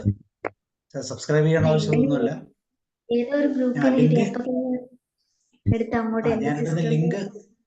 ഞാനിടുന്ന ലിങ്ക് കിട്ടുന്നുണ്ടോ? ഇന്ന് ആദ്യമായിട്ട് കിട്ടിയതാ, എങ്ങനെയാന്ന് അറിയില്ല. എവിടെ നിന്ന് കിട്ടിയെന്ന് എനിക്ക് ഓർമ്മയില്ല. ഞാൻ കണ്ടുപാടെ എടുത്ത് എന്റെ സിസ്റ്ററിന്റെ വാട്സപ്പ് ഗ്രൂപ്പിലേക്ക് ഇട്ട് വെച്ചിരുന്നു. എന്നിട്ട് ലോഗിൻ ചെയ്ത് കയറി. ഓക്കെ, അപ്പൊ അതിന്റെ അകത്ത് ആ ഗ്രൂപ്പിൽ കയറി കഴിഞ്ഞാൽ, അല്ലെങ്കിൽ ആ ചാനലിൽ കയറി കഴിഞ്ഞാൽ 1202 ക്ലാസ്സുകളുണ്ട്. 1203ാമത്തെ ക്ലാസ് ആണ്. അത് അധികവും ഇങ്ങനത്തെ സാറ് തന്നെ ഏതാണ്ട് 84ാമത്തെ ക്ലാസ്സാണ്, 83ാമത്തെ ക്ലാസ്സാണ് ഇന്ന് സാർ എടുക്കുന്നത്, മൈൻഡ്ഫുൾനെസ്സിനെ ബേസ് ചെയ്ത് മാത്രം. ഇതുപോലെ ഓരോ ടോപ്പിക്കിനെ കുറിച്ചുണ്ട്. അപ്പൊ ആ ചാനലിൽ ഒന്ന് നോക്കുക. എന്തെങ്കിലും ഡൗട്ട് ഉണ്ടെങ്കിൽ എൻ്റെ ബാക്കിൽ കാണുന്ന നമ്പറിൽ തന്നെ, അല്ലെങ്കിൽ എൻ്റെ അതിൻ്റെ അകത്ത് നമ്പറുണ്ട്, എൻ്റെ ID ഇട്ടിരിക്കുന്നത് സൂം ID എൻ്റെ നമ്പറാണ്. ആ നമ്പറിൽ ഒന്ന് കോൺടാക്ട് ചെയ്താൽ മതി, ഞാൻ ഡീറ്റെയിൽസ് ഒക്കെ ഇട്ട് തരാം കേട്ടോ. Okay sir, thank you very much. എന്ത് ചെയ്യുന്നു സുനിത, എന്ത് ചെയ്യുന്നു? ഞാൻ ക്ലർക്കാണ്, Yes. Clerk, LD clerk. ഓ, എവിടെയാ സ്ഥലം? വീട് നെയ്യാറ്റിൻകര, വർക്ക് ചെയ്യുന്ന കാസർഗോഡ്. ഓക്കെ ഓക്കെ, രണ്ട് എക്സ്ട്രീം അല്ലേ? എന്തോ അതെ അതെ. പിന്നെ എല്ലാ ക്ലാസ്സും അറ്റൻഡ് ചെയ്യാൻ ആഗ്രഹമുണ്ട്, ഇതുപോലത്തെ എല്ലാം. തീർച്ചയായും ഞാൻ അതിന്റെ ഡീറ്റെയിൽസ് തരാം. എനിക്ക് എന്നെ മെസ്സേജ് ചെയ്താൽ മതി. ഓക്കെ, അപ്പോൾ ഓക്കെ ആന്റണി സാർ, നമുക്ക് വൈൻഡപ്പ് ചെയ്യാം അല്ലേ? Okay then, yeah. എല്ലാവർക്കും ഒരു നല്ല evening. Have A nice evening and good night. Good night to everybody. Bye bye. Thank you, sir. Good night.